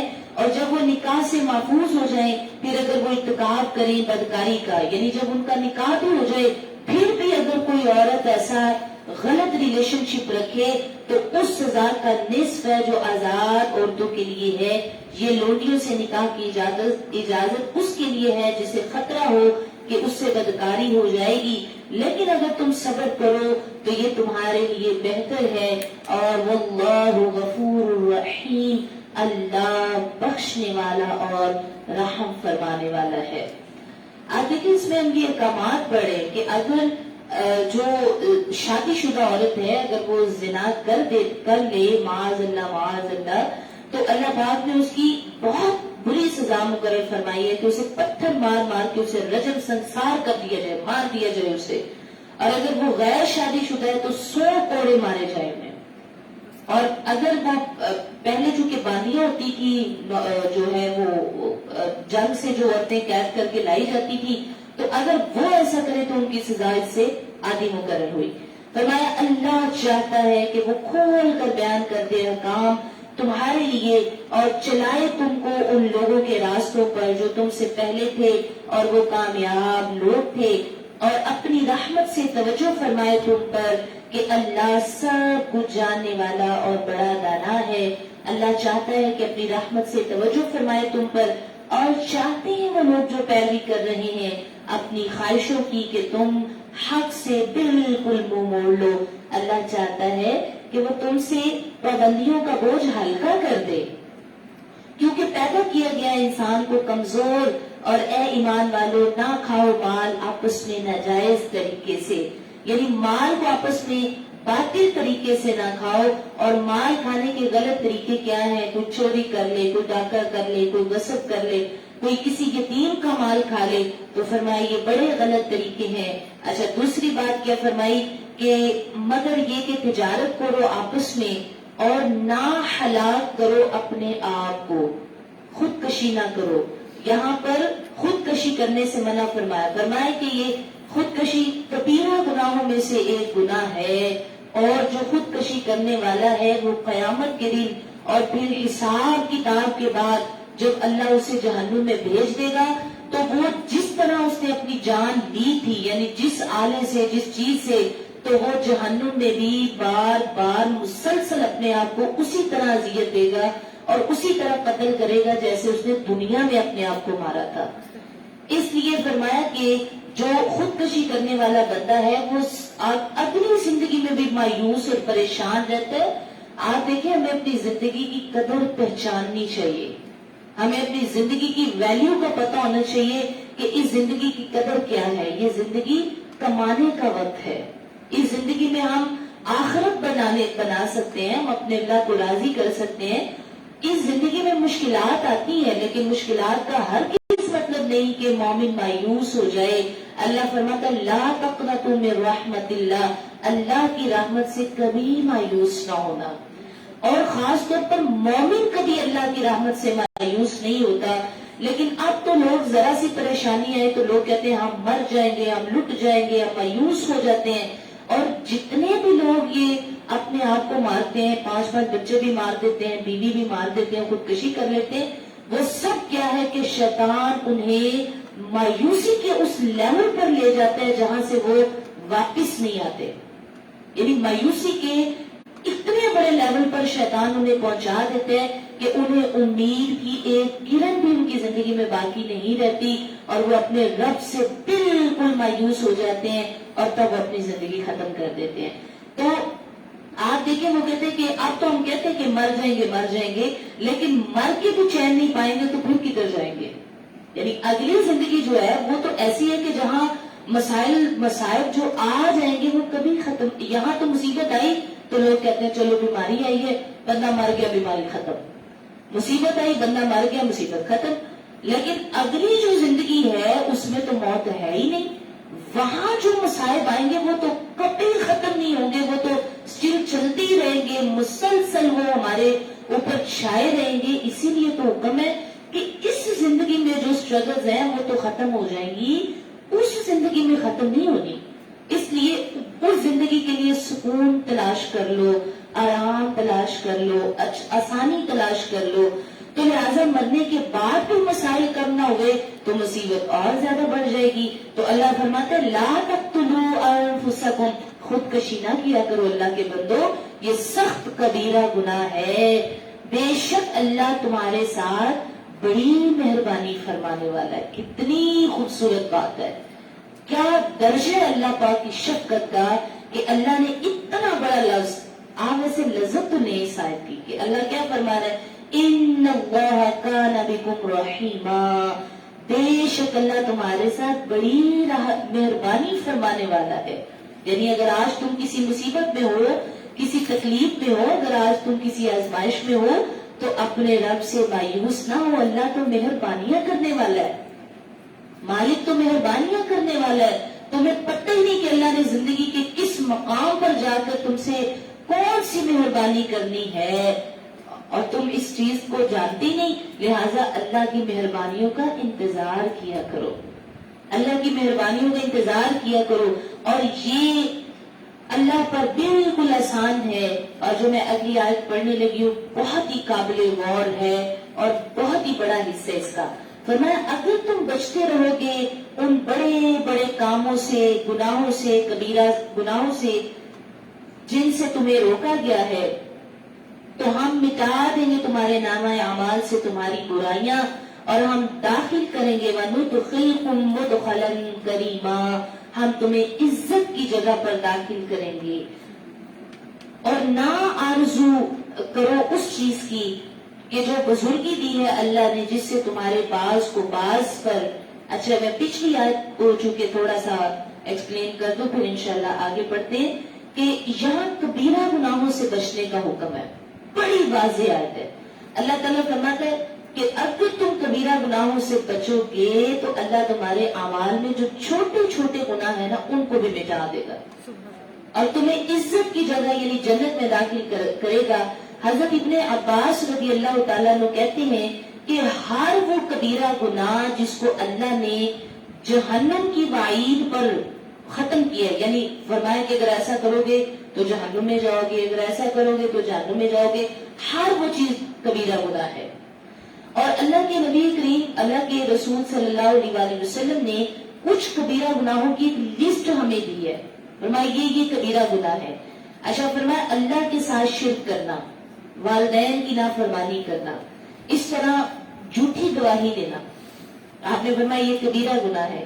اچھا ایک اور روایت میں آپ صلی اللہ علیہ وآلہ وسلم نے پوری ایک لسٹ دی. فرمایا یہ گناہ جو ہے یہ کبیرہ گناہ ہے، 7 ہلاکت خیز گناہ جو انسان کو برباد کر دیتے ہیں، چھوٹے عمل بھی ضائع کر دیتے ہیں. فرمایا وہ 7 بڑے گناہ جو ہیں وہ کیا ہیں؟ صحابہ نے عرض کیا کہ اے اللہ کے رسول وہ کیا ہے گناہ؟ تو آپ صلی اللہ علیہ وآلہ وسلم نے فرمایا پہلا اللہ کے ساتھ شریک ٹھہرانا، شرک کرنا، یہ سب گناہوں سے بڑا گناہ ہے. پھر جادو کرنا یہ کبیرہ گناہ ہے، اور کسی نفس کو کسی جان کو بغیر کسی قصور کے قتل کرنا یہ کبیرہ گناہ ہے. سود کھانا کبیرہ گناہ ہے. یتیم بچے کا مال ہڑپ کر جانا کبیرہ گناہ ہے. اور جنگ سے پھر جانا، مرتد ہو جانا یہ کبیرہ گناہ ہے. اور پاک دامن عورتوں پر کوئی تہمت لگانا یہ بھی کبیرہ گناہ ہے.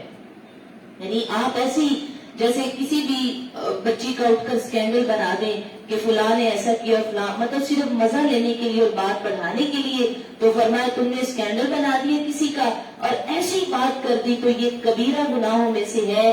اور یاد رکھیں توحید لا الہ الا اللہ پڑھنا بھی اس وقت بندے کو فائدہ دیتا ہے جب اس کے نام اعمال میں کبیرہ گناہ نہیں ہوتے. یہ یاد رکھیے گا، کیونکہ نبی اکرم صلی اللہ علیہ وآلہ وسلم نے فرمایا کہ جب کوئی بندہ اخلاص سے اپنے دل سے یہ کہتا ہے نا لا الہ الا اللہ، یعنی کلمہ پڑھتا ہے لا الہ الا اللہ محمد رسول اللہ، فرمایا یہ کلمہ کہے ایک بات، اور دوسرا وہ اس کے نامہ اعمال میں اس وقت کوئی کبیرہ گناہ شامل نہ ہو، تو جب بندہ کبیرہ گناہ بھی نہیں اور یہ کلمہ بھی دل سے پڑھ رہا ہے تو اللہ تعالیٰ اس کے لیے آسمان کے سارے دروازے کھول دیتا ہے. اور یہ کلمہ لا الہ الا اللہ جو اس نے اپنی زبان سے پڑھا یہ عرش تک جا پہنچتا ہے اس بندے کا جس کے اعمال میں کبیرہ گناہ نہیں ہوتے. اس لیے فرمایا کہ فرائض اس وقت گناہوں کا کفارہ بنیں گے. یعنی آپ جو فرائض پورے کر رہے ہیں، جب بندہ کبیرہ گناہوں سے بچتا ہے تو اس کی فرض نمازیں اس کے چھوٹے چھوٹے گناہوں کو معاف کروا دیتی ہیں. آپ لوگ یہ پڑھتے ہیں نا جیسے اکثر کہ جی یہ عمل کرو تو جمعے سے لے کر جمعے تک سارے گناہ معاف ہو جاتے ہیں، اگر یہ کرو تو فلاں وقت سے. یہ تب ہوتا ہے جب بندے کے اعمال میں کبیرہ گناہ نہیں ہوتے. تو جو چھوٹے چھوٹے گناہ ہوتے ہیں وہ سورۃ الکاف پڑھنے سے جمعے سے لے کر جمعے تک جتنے چھوٹے چھوٹے گناہ کرے گا مالک معاف فرما دے گا. لیکن اگر یہ کبائر میں سے اس کا کوئی گناہ ہے تو جب تک اس نے اس گناہ سے توبہ نہیں کی تب تک وہ گناہ معاف نہیں ہوگا. یعنی ہم کہتے ہیں نا کہ وضو سے سارے گناہ دھل جاتے ہیں، وضو کرو تو سارے گناہ دھل جاتے ہیں، لیکن یہ اس وقت ہوتا ہے جب بندے کے اعمال میں کوئی کبیرہ گناہ شامل نہیں ہوتا. اگر اس کے اعمال میں کبیرہ گناہ ہے یعنی وہ اپنے ماں باپ سے ناراض ہے، اس نے اپنے والدین کی نافرمانی کی ہے، اس نے کسی پر جادو کیا ہے، جادو کروایا ہے، یا پھر اس نے جو ہے وہ شرک کیا معاذ اللہ کسی بھی طرح سے، اس نے کسی کو قتل کیا ہوا ہے، یا پھر جو ہے وہ سود کھا رہا ہے، یا وہ کسی یتیم بچے کا مال کھا رہا ہے، یا وہ کسی بچیوں کو کی باتیں دوسروں کے گھروں میں جا کر سکینڈلز بنا رہا ہے، تو اس صورت میں فرمایا اس کے لیے وہ جو صغائر ہیں، چھوٹے چھوٹے گناہ ہیں، وہ بھی معاف نہیں ہوں گے. یہ آپ دیکھ لیجئے، یہ کبیرہ گناہوں کی جو لسٹ ہم نے آپ کے سامنے سرکار نے رکھی ہے، اور نبی اکرم صلی اللہ علیہ وآلہ وسلم نے فرمایا کہ کبیرہ گناہوں سے اجتناب کرو اور سیدھے رہو اور خوش ہو جاؤ. اگر تمہارے اعمال میں کبیرہ گناہ نہیں تو خوش ہو جاؤ، کیونکہ اللہ معاف فرمانے والا ہے. اچھا جی، تو فرمایا کہ اگر تم بچتے رہو گے ان بڑے بڑے گناہوں سے جن سے تمہیں روکا گیا ہے، تو ہم تمہاری چھوٹی چھوٹی برائیاں بھی ختم کر دیں گے اور تمہیں داخل کریں گے عزت کی جگہ. اور نہ آرزو کرو اس چیز کی کہ جو بزرگی دی ہے اللہ نے تمہارے باز کو باز پر، مردوں کے لیے حصہ ہے اس میں سے جو انہوں نے کمایا ہے، اور عورتوں کے لیے حصہ ہے اس میں سے جو عورتوں نے کمایا ہے. تو مانگتے رہو اللہ سے اس کا فضل، بے شک اللہ ہر چیز کو خوب جاننے والا ہے. سبحان اللہ. دیکھیں اللہ تعالیٰ نے نا انسانوں کے اندر اختلاف رکھا ہے، یعنی بعض کو بعض کے مقابلے میں زیادہ صلاحیتیں عطا فرمائی ہیں، کوالٹیز دی ہیں. تو اللہ تعالیٰ یہاں فرما رہا ہے کہ اس کا یہ مطلب نہیں کہ ہم نے تمہیں بالکل محروم کر دیا ہے. یعنی کچھ صحابیات نے نا نبی اکرم صلی اللہ علیہ وسلم سے سوال کیا کہ سرکار یہ مرد جو ہے یہ جہاد میں بھی جاتے ہیں اور ان کو وہاں بھی اتنا ثواب ملتا ہے اور یہ وراثت میں بھی ان کو ڈبل ڈبل حصہ ہے، تو حضور ہمارا جو حصہ ہے وہ کہاں ہے؟ تو اللہ تبارک و تعالیٰ نے یہ آیت نازل فرمائی کہ تم یہ نہ دیکھو کہ دوسرے کو اللہ نے کیا عطا کیا ہے، بلکہ تم اپنی یعنی وہ اسٹرینتھ جو اللہ نے تمہیں دی ہے. مثلا خواتین نے سرکار کے دور میں کہا تھا کہ حضور مرد تو بہت اچھے ہیں کہ وہ جہاد کرتے ہیں تو اللہ انہیں اتنا اجر عطا فرماتا ہے اور ہم اس سے محروم رہ جاتی ہیں. تو نبی اکرم صلی اللہ علیہ وآلہ وسلم آپ فرماتے تم جو اپنے مرد کے جانے کے بعد اس کے گھر کی، اس کے بچوں کی، اس کی عزت کی حفاظت کرتی ہو، اللہ تمہیں بھی جہاد جتنا ہی اجر عطا فرماتا ہے. ٹھیک ہے. تو اب یہ دیکھیں کہ خواتین کی اس بات پر آپ آخرت میں جو چیز دیکھی جائے گی وہ اصل میں یہ دیکھی جائے گی کہ جو صلاحیت اللہ نے تمہیں عطا کی تھی تم نے اس کا کتنا استعمال کیا ہے، یعنی خیر کے ساتھ استعمال کیا یا شر کے ساتھ کیا. اگر اللہ پاک نے تمہیں ٹیلنٹ دیا تھا، علم دیا تھا، صحت دی تھی، تو اس میں تم نے اچھا کیا کیا اس کے ساتھ. اور جو یعنی اب اللہ پاک تو ہر ایک کی صلاحیت دیکھے گا، لیکن ہم میں سے کچھ لوگ کیا کرتے ہیں کہ وہ اپنی اسٹرینتھ کو دیکھنے کی بجائے اپنی ویکنیسز کو دیکھتے ہیں اور وہ ساری زندگی محروم رہ کر گزار دیتے ہیں اور ان کی شکوے شکایتیں ختم نہیں ہوتی. تو اللہ پاک نے ہمیں یہ بات بیان فرمائی کہ شکوے شکایتوں کی بجائے تم یہ دیکھو کہ اللہ پاک نے تمہیں کون سی چیز اچھی عطا کی ہے اور تم کون سی چیز کے ساتھ اللہ تعالیٰ کو راضی کر سکتے ہو. یعنی سیلف کمپیئر کرنا چھوڑ دو کہ ایک دوسرے کے ساتھ کمپیئر کرنا کہ اللہ نے اس کو تو دیکھو اتنا اچھا شوہر دیا، اس کا گھر دیکھو، اس کی گاڑی دیکھو. فرمایا تو اپنے اوپر کیوں نہیں غور کرتے کہ اللہ نے تمہیں کون کون سی صلاحیتیں عطا کی. تو لہٰذا یہاں پہ یہ کہ ایمان مانو، آرزو نہ کرو اس فضل کی جو اللہ نے تم میں سے بعض کو دیا. تم اپنی صلاحیتیں تلاش کرو کہ اللہ نے تمہیں کون سی صلاحیت سے نوازا ہے اور تم اس کا بہترین استعمال کہاں پر کر سکتے ہو. لہٰذا دوسروں کی نعمتوں کا مقابلہ کرنا چھوڑ دو، یہ کمپیئر کرنا چھوڑ دو کہ اس کے پاس ایسا ہے ایسا ایسا، ورنہ ساری زندگی تم محروم رہو گے اور اپنی چھوٹی چھوٹی خوشیاں بھی تباہ و برباد کر لو گے. اور اکثر خواتین، یعنی میں بھی بحثیت ایک عورت کی بات کر رہی ہوں کہ اکثر ہم میں سے خواتین اپنی چھوٹی چھوٹی خوشیاں، اپنا اچھا وقت، اپنا گولڈن ٹائم اس لیے خراب کر لیتی ہیں کہ وہ بس اندر اندر اڑتی رہتی ہیں، جلتی رہتی ہیں اور لڑتی رہتی ہیں اپنے شوہر سے کہ وہ دیکھو نا وہ فلاں کے شوہر نے اس کو یہ کچھ دیا ہے اور تم میرے لیے کچھ نہیں کر پا رہے. تو اللہ تعالیٰ نے تو دیکھیں کتنا واضح کہا کہ اللہ نے تمہارے میں سے بعض کو بعض پر فضیلت دے دی ہے، یعنی کچھ چیزیں کسی کو زیادہ دی ہیں، کچھ چیزیں کسی کو زیادہ دی ہیں. تو آپ یہ دیکھیں کہ آپ کے بھائی میں، آپ کی بہن میں، آپ کے شوہر میں، آپ کے ماں باپ میں کون سی خاص چیز ہے. مثلا اگر ہمارے ماں باپ ہمیں مال نہیں دے سکے تو آپ یہ دیکھیں انہوں نے ہمیں اچھی چیزیں کیا دی ہیں. آج کل تو ڈائریکٹلی اولاد اپنے ماں باپ سے مجھ سمیت یہ شکوہ کر دیتی ہے کہ آپ نے فلاں چیز تو ہمیں دی نہیں. اور دیکھیں وہ میری فلاں دوست کے ماں باپ نے تو اسے اتنا کچھ دیا. تو اللہ پاک ہمیں کتنے واضح طریقے سے فرما رہا ہے کہ میں نے بعض کو بعض پر دی ہے چیزیں، لہٰذا تم اپنا فضل تلاش کرو کہ اللہ پاک نے تمہارے ماں باپ کے ذریعے تمہیں کون سا فضل دیا ہے. اچھا جی، تو فرمایا کہ جو مرد کماتے ہیں وہ مردوں کا حصہ ہے، جو عورتیں کماتی ہیں وہ عورتوں کا. یعنی نیکی میں ہر کوئی اپنی اپنی کمائی لے گا. کسی کی نہ مردوں کی عورتیں لے سکتی ہیں نہ عورتوں کی مرد لے سکتے ہیں. تو اچھا، اس آیت کا یہی سبب نزول ہے کہ بعض عورتوں نے کہا کہ کاش ہم وراثت میں مردوں کے برابر ہوتی. پیچھے چونکہ وراثت کی بات ہو رہی تھی نا، تو عورتوں نے نا شکوہ کیا، جیسے کہا کاش ہمارا بھی اتنا ہی حصہ ہوتا وراثت میں جتنا مردوں کا تھا. تو اللہ تبارک و تعالیٰ نے یہاں پر یہ آیت فرمائی اور اس چیز سے منع کیا کہ مردوں کے برابری کی خواہش کرنا اللہ کے حکم کو رد کرنا ہے، کیونکہ عورتوں کے اپنے کچھ کام اور مواقع ایسے ہیں کہ جن سے ان کے درجات بلند ہو جاتے ہیں. مثلا آپ دیکھیں، ایک بندہ سرکار کے پاس آیا اور آ کے کہنے لگا حضور میری اچھائی، میرا مال، میری جتنی کمائی ہے وہ ساری کس کا حق ہے؟ تو حضور فرماتے تیری ماں کا.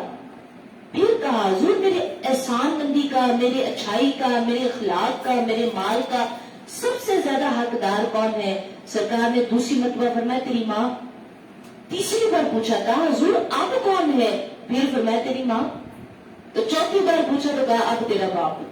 یعنی قربان جائے کہ 3 درجے زیادہ باپ سے ماں کا حق اس لیے رکھا کہ وہ 9 ماہ تک اپنے پیٹ میں ایک بچے کو پالتی ہے اور اس کو جنم دیتی ہے، پھر اس کو دودھ پلاتی ہے، پھر اس کی پرورش کرتی ہے.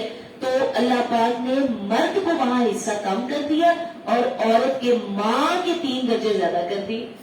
اور اب بھی اولاد کے لیے یہ لازم ہے کہ وہ 3 درجے پہلے ماں کی خدمت کرے اور چوتھے درجے پر وہ باپ پر ہے. یعنی آپ دیکھیں نا اللہ پاک نے کتنا بڑا، سب سے زیادہ حسن سلوک کا حکم ماں کے ساتھ نبی پاک صلی اللہ علیہ وسلم نے دی ہے. تو یہ حق یہاں زیادہ ہو گیا. اور وہاں پر اگر مردوں کے لیے فرمایا کہ وراثت میں ڈبل ہے تو ان کی ڈیوٹی زیادہ، اس لیے ان کو ڈبل کر دی ہے. تو اعتراض کی تو کوئی بات ہی نہیں رہی.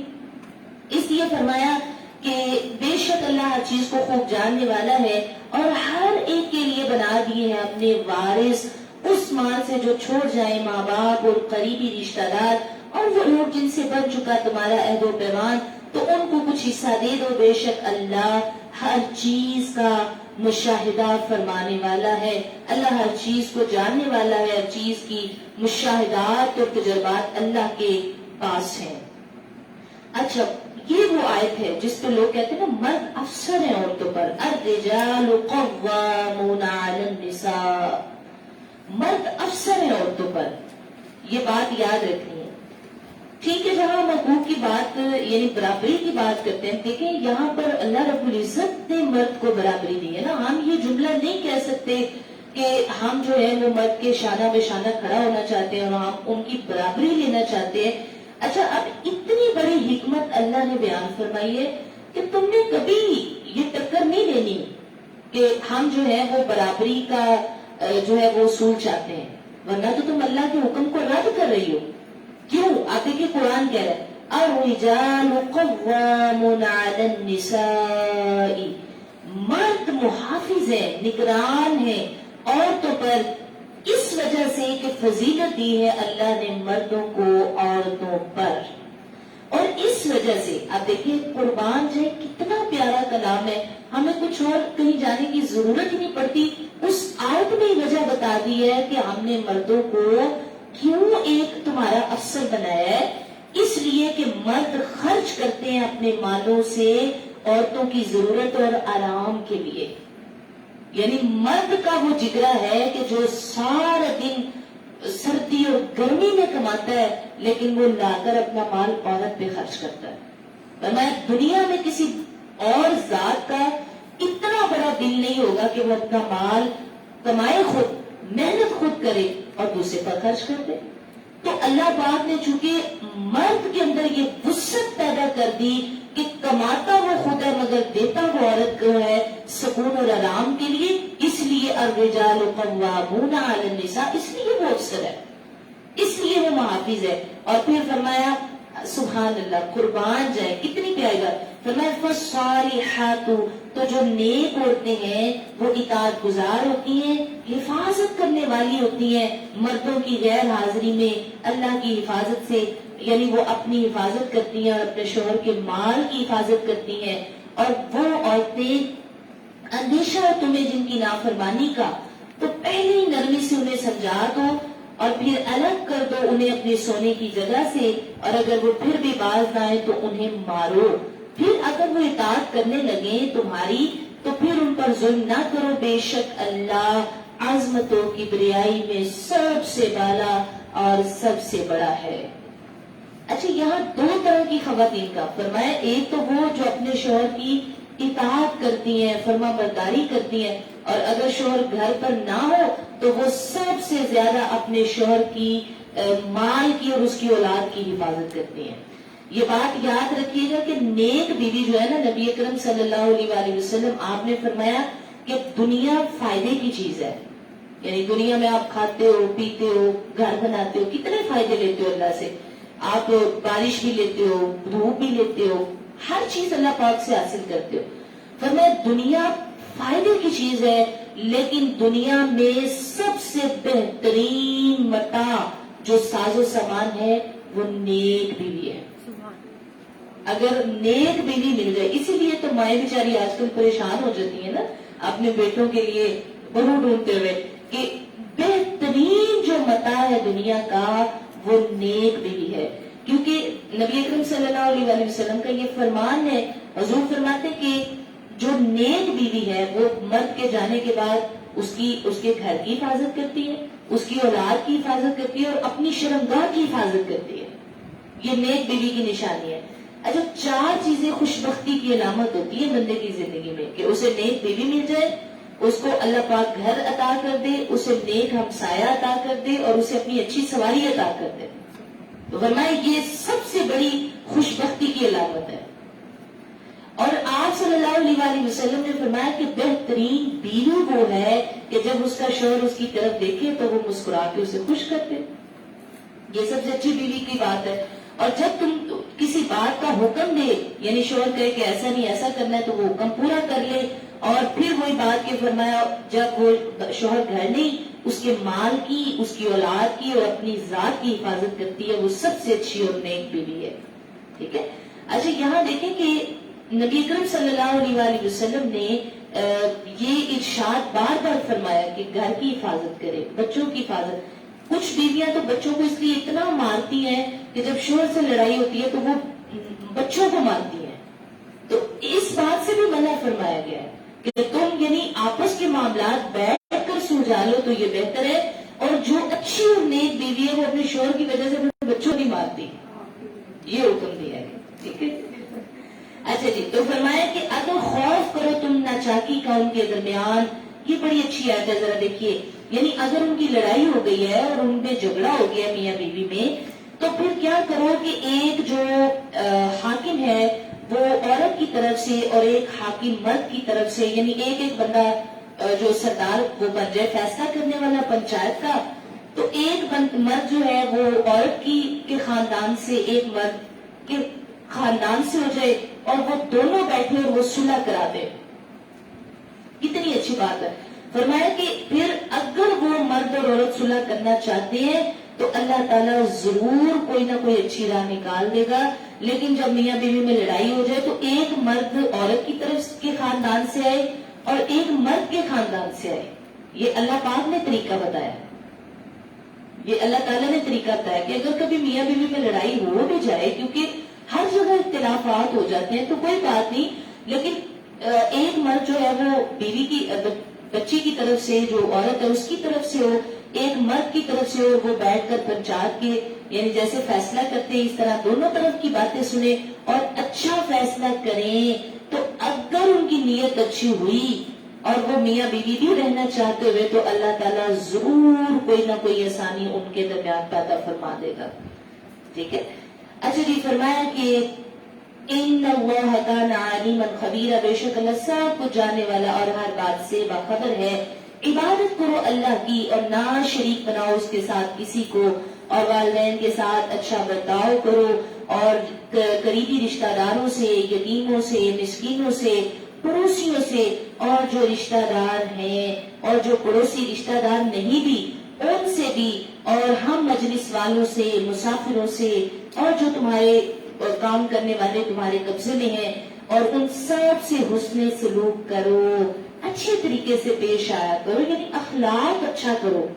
کن کن سے؟ والدین سے، رشتہ داروں سے، یتیموں سے، مسکینوں سے، مسافروں سے، اور یہ جو ہے نا اس میں کہ پڑوسی جو رشتہ دار نہیں ہے، یعنی ایسے لوگ جن سے مثلا ہم گروپ ورکنگ کرتے ہیں نا بعض اوقات ہماری، تو اس میں ہماری ایک ٹیم ہوتی ہے، ٹیم ورک میں ہمارے کچھ جو ہے وہ کولیگز ہوتے ہیں جن کے ساتھ ہم کام کرتے ہیں، تو اس سے وہ بھی مراد ہے کہ آپ ان کے ساتھ بھی اچھا سلوک اپناؤ، اور ہم مجلس یعنی جن کے ساتھ روز آپ کہیں جا کر بیٹھتے ہو اٹھتے ہو وہ آپ کے ہم مجلس ہیں، ان کے ساتھ بھی اچھا اخلاق اپناؤ۔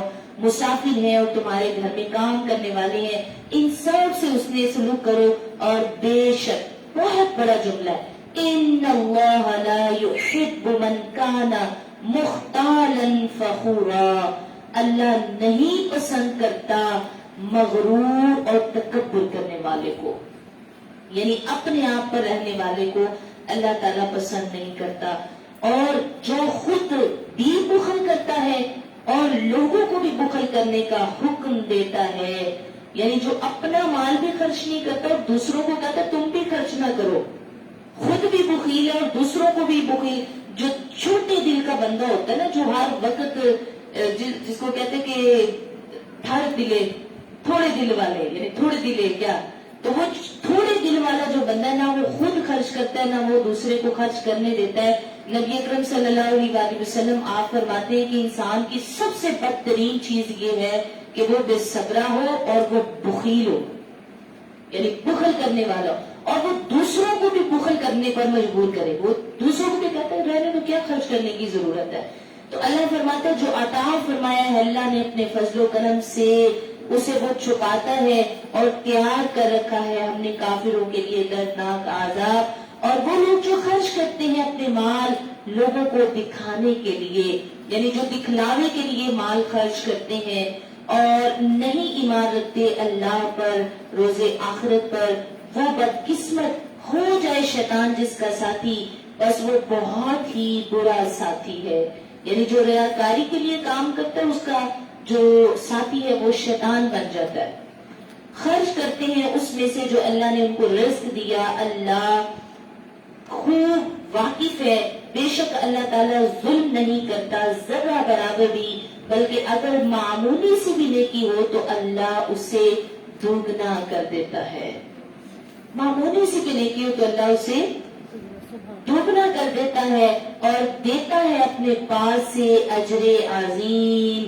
تو کیا حال ہوگا، یہ آیت ذرا غور سے دیکھیے، تو کیا حال ہوگا جب ہم ان نافرمانوں کو لے آئیں گے اور ہر امت سے ایک گواہ ہوگا، اے حبیب صلی اللہ علیہ وسلم ہم لے آئیں گے آپ کو ان سب پر گواہ بنا کر۔ حضرت عبداللہ بن مسعود رضی اللہ تعالیٰ عنہ فرماتے ہیں کہ ایک روز میں کریم آقا کی بارگاہ میں حاضر ہوا تو حضور نے مجھے فرمایا کہ اے عبداللہ قرآن پڑھو، یعنی مجھے قرآن پڑھ کر سناؤ۔ تو حضرت عبداللہ بن مسعود فرماتے ہیں میں نے کہا سرکار قرآن پاک تو آپ پر نازل ہوا ہے، میری کیا مجال کہ میں آپ کے سامنے اس کی تلاوت کروں یا پڑھوں؟ تو سرکار نے فرمایا نہیں، میں سننا چاہتا ہوں تم قرآن پڑھو۔ تو آپ فرماتے ہیں میں نے سورہ نساء پڑھنی شروع کر دی۔ تو آپ فرماتے ہیں جب میں اس آیت پر پہنچا نا، یہ جو ابھی ہم پڑھ رہے ہیں، فرمایا جب میں اس آیت پر پہنچا تو نبی پاک صلی اللہ علیہ وسلم نے مجھے فرمایا بس کر دو، اور آپ کہتے کہ میں نے جب اپنا چہرہ اٹھا کر دیکھا تو سرکار زاروں کی طرح رو رہے تھے، اور آپ کے آنسو بہ رہے تھے، آپ زاروں کی طرح رو رہے تھے اس بات پر کہ جب آپ کی گواہی کا ذکر اللہ نے فرمایا۔ تو آپ فرماتے کہ میں نے یہاں تک سورہ نساء پڑھی کہ آگے حضور سے سماعت نہ کی گئی کہ آپ روتے رہے اور اشک بہا رہے، یہ وہ آیت ہے۔ فرمایا اس روز تمنا کریں گے وہ جنہوں نے کفر کیا اور نافرمانی کی رسول کریم صلی اللہ علیہ وسلم کی، کہ کاش انہیں دبا کر ہموار کر دی جاتی زمین ان پر. یعنی اس دن جو گناہ کرنے والے ہوں گے نا وہ کہیں گے کاش زمین پھٹ جائے اور ہم اس میں چھپ جائیں کہ ہم نے اتنی نافرمانیاں کی ہیں سرکار کی, اور نہ چھپا سکیں گے وہ اللہ سے کوئی بھی بات. اے ایمان والو, نہ قریب جانا نماز کے جب تم نشے کی حالت میں ہو, یعنی جب تم یہ چونکہ اس وقت کا حکم ہے جب شراب کا ابھی سٹارٹنگ پوائنٹ تھے کہ اللہ تبارک و تعالیٰ نے, یعنی وہ سٹارٹنگ سٹیج تھی کہ جس میں پہلے کہا کہ جو شراب ہے نا, چونکہ جیسے ہم پانی پیتے ہیں پہلے عرب میں ایسے شراب پی جاتی تھی, تو اگر ایک دم یک بارگی سے کہا جاتا کہ نہیں پینی تو سب پر عمل کرنا مشکل ہو جاتا, چونکہ عادت تھی, طبیعت تھی کہ شراب پی جاتی تھی. اچھا, پہلے آیت آئی کہ اللہ پاک نے نقصانات بیان فرمائے کہ شراب کے یہ نقصان ہے. یہ دوسری سٹیج تھی کہ جب بتایا کہ جب نماز پڑھنی ہے نا تو اس وقت شراب نہیں پینی. کیونکہ اس کا ایک واقعہ یہ ہے کہ ایک دن حضرت عبد الرحمن بن عوف رضی اللہ تعالیٰ عنہ ایک صحابی نے, ان صحابی کے گھر میں سارے صحابہ کی دعوت تھی حضرت عبد الرحمن بن عوف کے گھر میں. اس دعوت میں جب کھانا کھایا گیا تو ظاہر شراب بھی پیش کی گئی, تو شراب پینے کی وجہ سے صحابہ کرام چونکہ نشے کی حالت میں ہو گئے تو فوراً مغرب کی نماز ہو گئی. مغرب کی جب نماز ہوئی تو کسی صحابی نے نماز پڑھائی اور انہوں نے سورۃ الکافرون پڑھی جس میں یہ تھا کہ لا اعبد ما تعبدون. اچھا, لا کی بجائے انہوں نے اتنا پڑھ دیا کہ اعبد ما تعبدون, کہ ہم عبادت کرتے ہیں اس کی جس کی تم کرتے ہو, حالانکہ کہنا یہ تھا کہ ہم نہیں عبادت کرتے اس کی جس کی تم کرتے ہو. اچھا, یہ ان سے پڑھا گیا تو اس پر یہ آیات نازل ہوئی کہ جب تم نے, یعنی یہ ابھی چونکہ وہ اسٹیج تھی جہاں سمجھایا جانا تھا کہ آہستہ آہستہ گریجولی تم نے عمل کرنا ہے, کہ تم نے آہستہ آہستہ جو ہے نا وہ شراب چھوڑنی ہے. تو پہلے نقصان بتائے, یہاں پر اب بتایا کہ نماز کے وقت نہیں پینی, اور جو اگلا حکم آیا تھا وہ یہ کہ اب تم پر شراب حرام ہو گئی ہے, اس کے بعد جو ہے وہ کبھی بھی نہیں پینی. ٹھیک ہے, تو اب یہاں صحابہ کرام کو یہ بتایا جا رہا ہے کہ تم نے نشے کی حالت میں نماز کے قریب نہ جاؤ, یعنی نہ پیو, اور جو زبان سے, کیونکہ جو تم زبان سے کہتے ہو اس کی تمہیں سمجھ نہیں ہوتی کہ تم کیا کہہ رہے ہو, اور نہ جنابت کی حالت میں, یعنی جب جنابت کی حالت ہو تو تب بھی نماز کے قریب نہ جاؤ, مگر یہ کہ تم سفر کر رہے ہو یہاں تک کہ تم غسل کر لو, اور اگر تم بیمار ہو یا سفر میں آئے ہو, کوئی تم میں سے قضائے حاجت سے یا ہاتھ لگایا ہو تم نے اپنی عورتوں کو, پھر نہ پاؤ تم پانی, تو اس صورت میں فَتَيَمَّمُوا صَعِيدًا طَيِّبًا, تو پاک مٹی سے تیمم کر لیا کرو. یہ وہ حکم ہے جس میں تیمم جو ہے وہ اللہ پاک نے ہماری آسانی کے لیے جائز کر دیا ہے. دیکھیں, اگر پانی موجود نہیں تو نماز کے لیے تیمم کر لو. ان ساری ناپاکیوں کو صرف تیمم سے دور کیا جا سکتا ہے. یعنی اگر تم بیمار ہو اور اگر تم جنابت میں ہو, اگر تم نے قضائے حاجت کر لی, وضو ٹوٹ گیا, تو سب چیزوں کے لیے تیمم کے لیے مٹی سارے جسم پر ملنے کی ضرورت نہیں ہوتی. اگر وضو ٹوٹا تب بھی تیمم ہو سکتا ہے. اس کی میں کچھ چیزیں بتا دیتی ہوں. دیکھیں, شرائط یہ ہے, دو صورتوں میں تیمم ہو سکتا ہے. ایک تو یہ کہ اگر کوئی شخص سفر میں ہے اور وہ اتنی دور ہے, صحرا میں, پہاڑوں میں, چٹیل میدانوں میں, کہ وہاں اسے کہیں پانی نہیں مل رہا اور اس نے نماز پڑھنی ہے, تو پھر وہ مٹی سے تیمم کرے گا, نماز پڑھ لے گا. اور دوسرا وہ بندہ جو بیمار ہے, سردی آتی ہے نا تو بعض اوقات ایسے مریض ہوتے ہیں کہ ڈاکٹرز ان کو یہ چیز بتاتے ہیں کہ اگر تم نے پانی استعمال کیا تو تمہاری بیماری بڑھ جائے گی, اور یہ خوف ہے, اندیشہ ہے کہ تمہیں اس سے نقصان ہوگا, تمہاری جانی نقصان ہوگا. تو اگر ایسا ہوگا تو پھر وہ بیمار جو ہے وہ تیمم کرے گا, یعنی پھر وہ پانی استعمال نہ کرے بلکہ تیمم کر لے. صورتیں پتہ چلے گی, ان صورتوں میں ہم تیمم کر سکتے ہیں.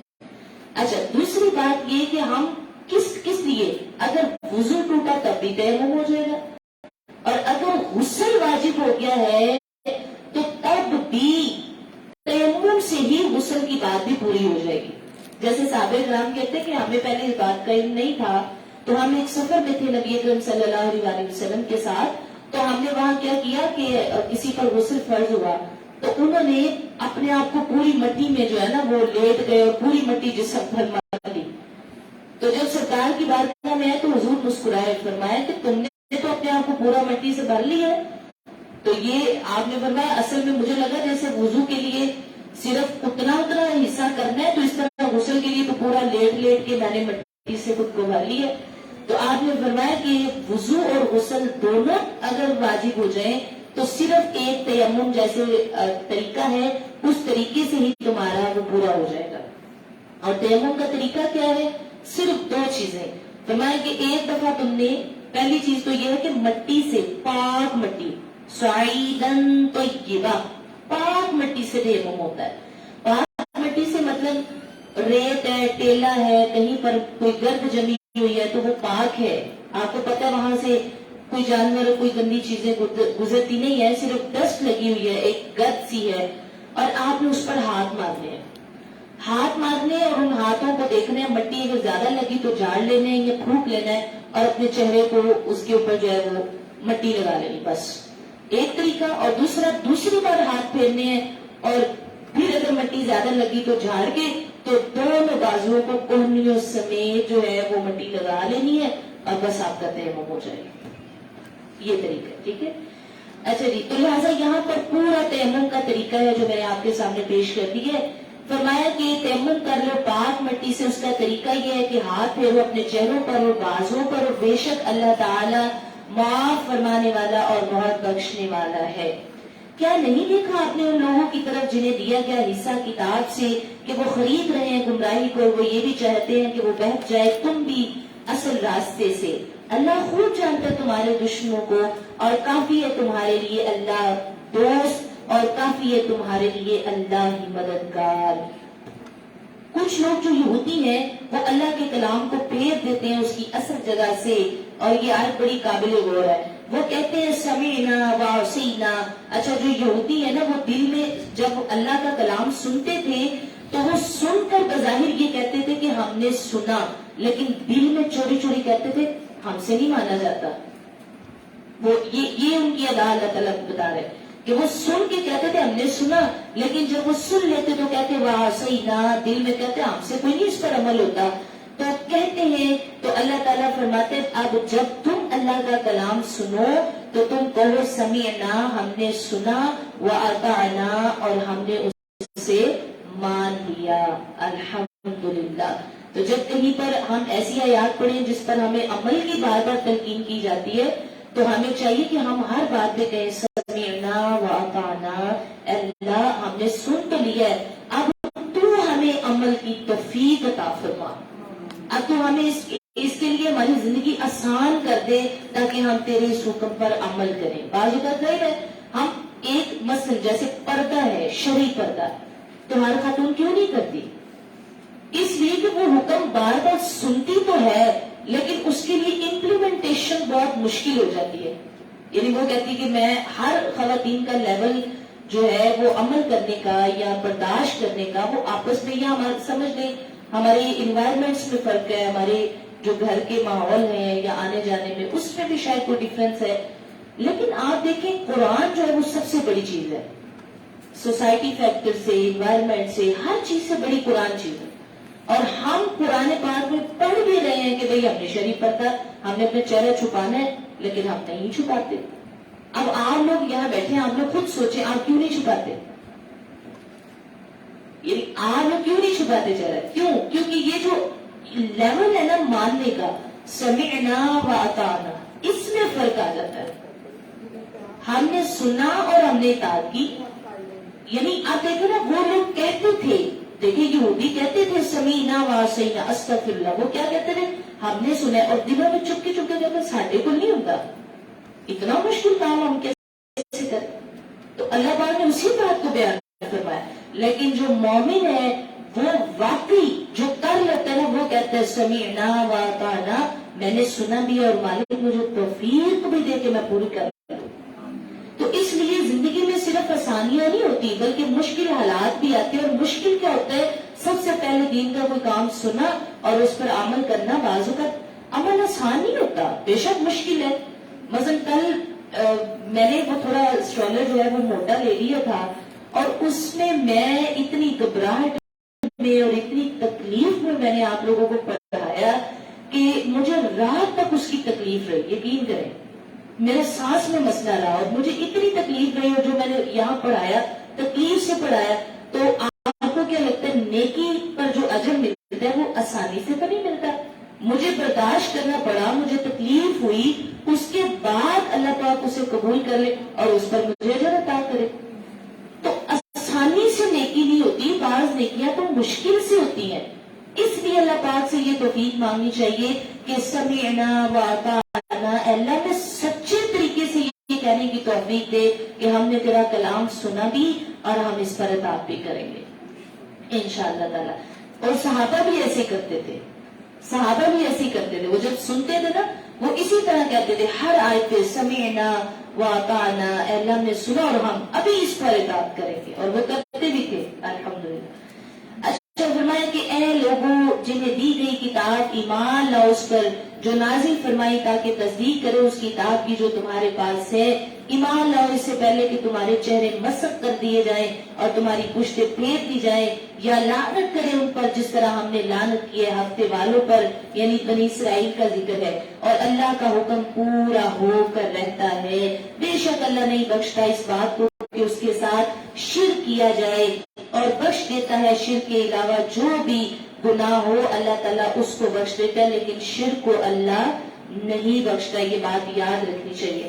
اور فرمایا جو شریک کرتا ہے اللہ کے ساتھ وہ ارتکاب کرتا ہے بہت بڑے گناہ کا. کیا آپ نے نہیں دیکھا ان لوگوں کی طرف جو پاک باز بنتے ہیں, بلکہ یہ تو اللہ کی شان ہے کہ وہ پاک باز بنا دے جسے چاہے, اور وہ نہیں ظلم کیے جائیں گے کھجور کی گٹھلی کے ریشہ کے برابر بھی.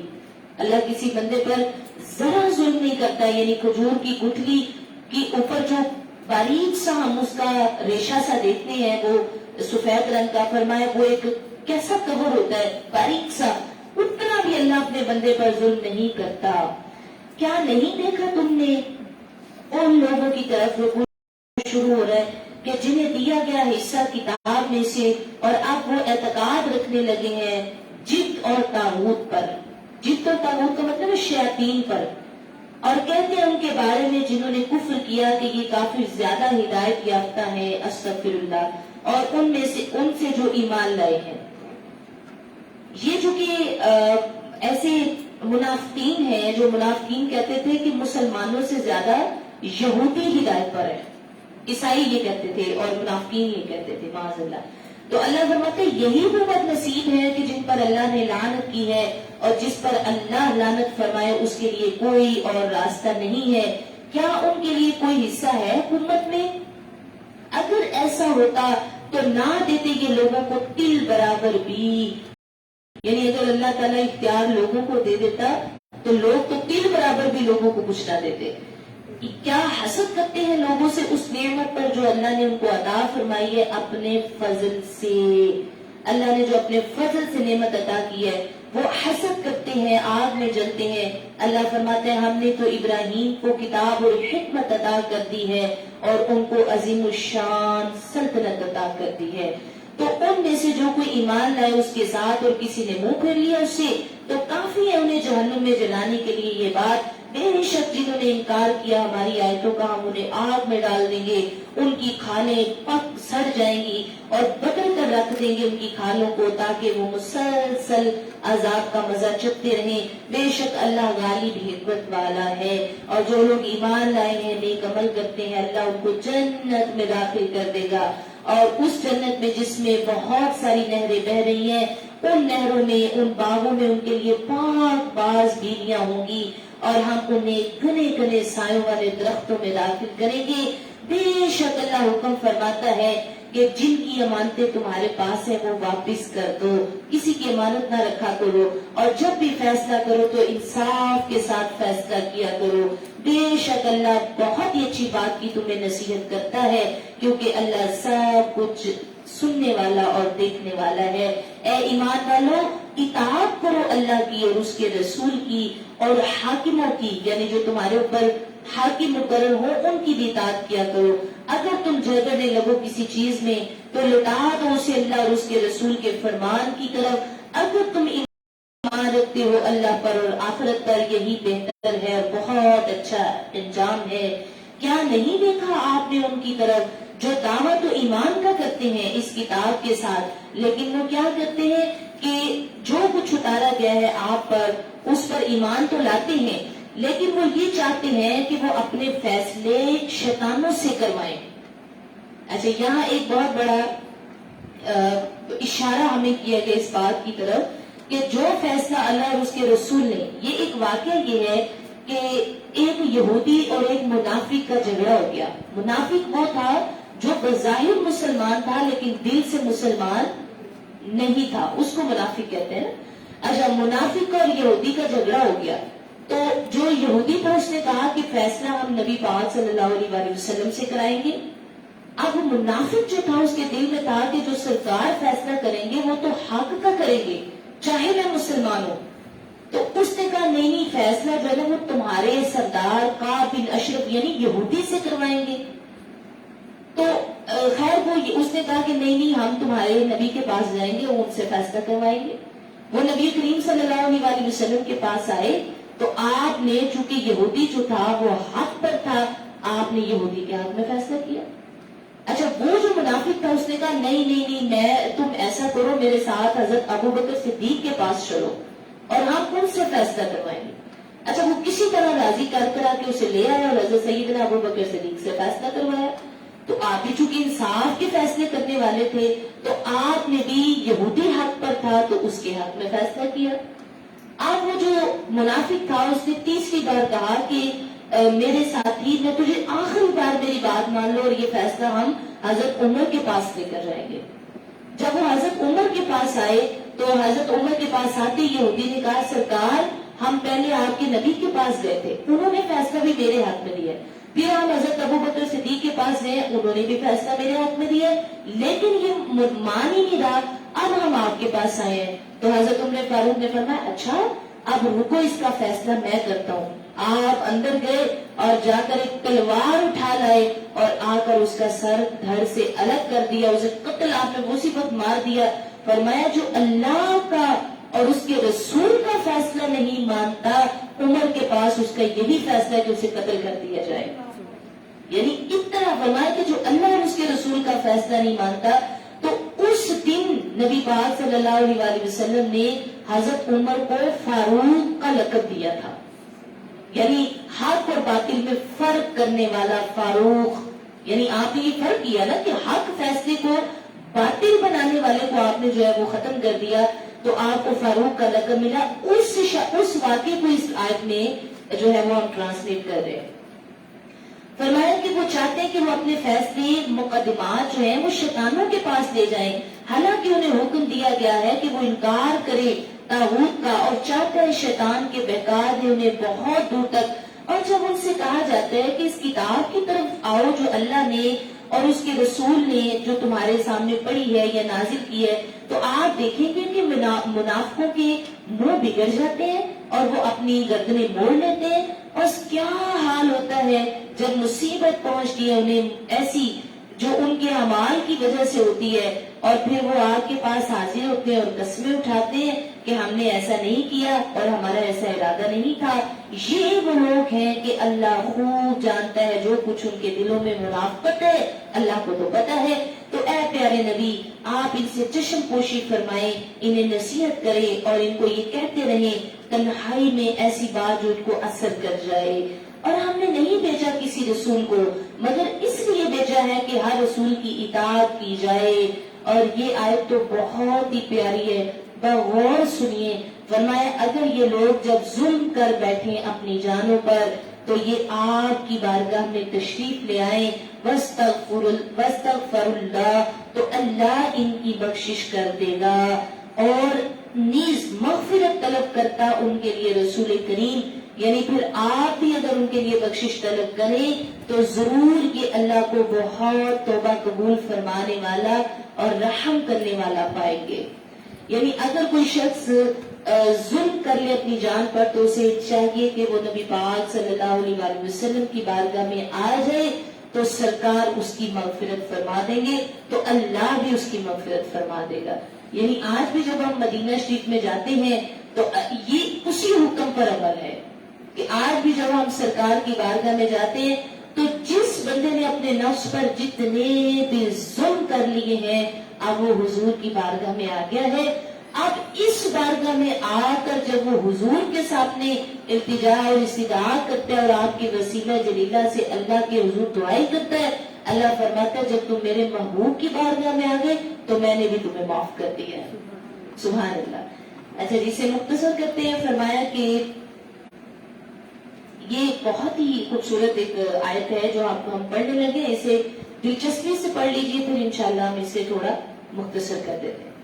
فرمایا پس اے مصطفیٰ صلی اللہ علیہ وآلہ وسلم تیرے رب کی قسم یہ لوگ مومن نہیں ہو سکتے جب تک یہ آپ کو حاکم نہ بنائے اپنے جھگڑوں میں, اور جب تک یہ اپنے نفسوں میں تنگی محسوس کریں آپ کے فیصلہ سے, اور جب تک یہ تسلیم نہ کر لیں اگر ہم فرض کر دیتے ان پر کہ قتل کرو اپنے آپ کو یا نکل جاؤ اپنے گھر سے, تو یہ کبھی بھی اس بات کو نہ مانتے, اور بہت تھوڑے ایسے تھے جو جہاد کرتے اور نصیحت پر عمل کرتے.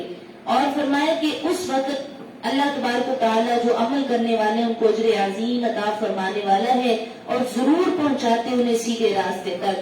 اب یہ آیت شروع ہو رہی ہے, فرمایا وَمَن يُطِعِ اللَّهَ وَالرَّسُولَ, اور جو اطاعت کرتے ہیں اللہ کی اور اس کے رسول کی تو وہ لوگ ان لوگوں کے ساتھ ہی ہوں گے جن پر اللہ نے انعام فرمایا ہے, یعنی انبیاء, صدیقین, شہداء اور صالحین, اور کیا ہی اچھے یہ ساتھی ہیں.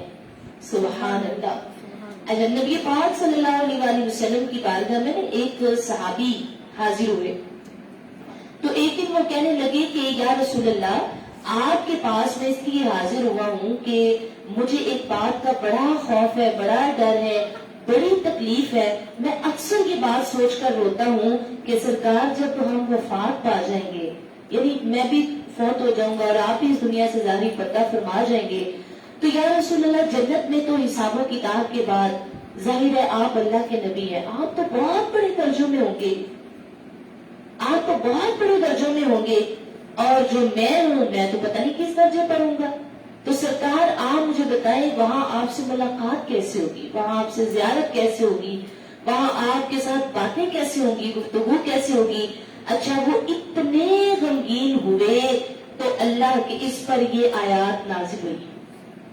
وہ سوال کر رہے تھے, صحابی رسول سوال کر رہے تھے کہ سرکار درجے علیحدہ ہوں گے تو میں پریشان ہوں, غم زدہ ہوں کہ ہماری ملاقاتیں کیسے ہوں گی.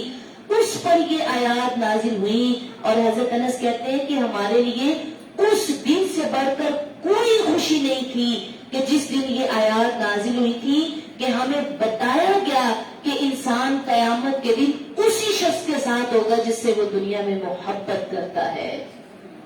یعنی جس کے ساتھ وہ دنیا میں اگر ہماری محبت رسول کریم سے سچی ہے, ہم ان کا اتباع سچا کرتے ہیں, ہم ان کی سنتوں پر چلتے ہیں, ہم آپ سے عقیدت کرتے ہیں, تو انشاءاللہ ان کے قدموں پر چلتے چلتے قیامت کے دن ہمیں ان کا ساتھ بھی نصیب ہوگا انشاءاللہ. وہ دو خاص موقعوں پر خاص طور پر امید رکھنی چاہیے کہ جب حوض کوثر سے پانی ملے گا تو ہم سرکار کے ہاتھوں سے حوض کوثر پر پانی پیئیں گے, اور دوسرے مقام کی امید ہے کہ جب آپ مقام شفاعت پر کھڑے ہوں گے تو سرکار ہماری شفاعت ضرور فرمائیں گے.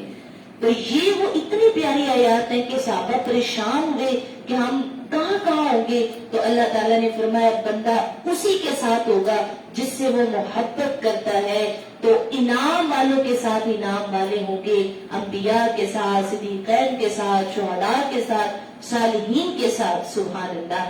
اور فرمایا کہ ذالک الفضل من اللہ, اور یہ محض اللہ کا فضل ہے. اللہ کتنی بڑی آیت ہے.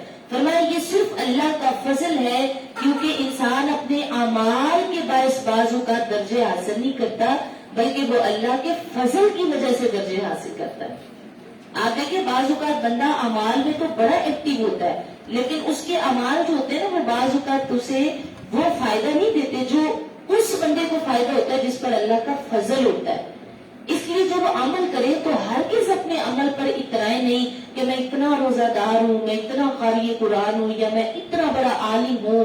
کبھی بھی یہ بات نہ سوچے، بس جب بھی دعا کرے تو دعا کرے مالک مجھے فضل والوں میں شامل فرما، اللہ جن پر تو نے فضل کیا ہے مجھے فضل والوں پہ شامل فرما، جن پر تو اپنی خوش ہو کر فضل عطا کرتا ہے مجھے فضل والوں میں شامل کر دے، انعام والوں میں شامل کر دے، کرم والوں میں شامل کر دے۔ پھر آپ دیکھیے کہ عمل کی حاجت صرف اتنی ہوتی ہے کہ آپ اتباع کر رہے ہیں، عمل جنت میں نہیں لے کر جائیں گے، فضل جنت میں لے کر جائے گا، یہ بات یاد رکھنی ہے۔ اور اللہ پاک ہمیں اپنے فضل والوں میں شامل فرمائے۔ وآخر دعوانا ان الحمد للہ رب العالمین۔ سورہ نساء کے ہمارے چونکہ موضوعات ہم نے کچھ کور کیے ہیں، انشاءاللہ آگے ہم کوئی اہم موضوع ہوگا تو پڑھیں گے، ورنہ سورۃ المائدہ کل انشاءاللہ شروع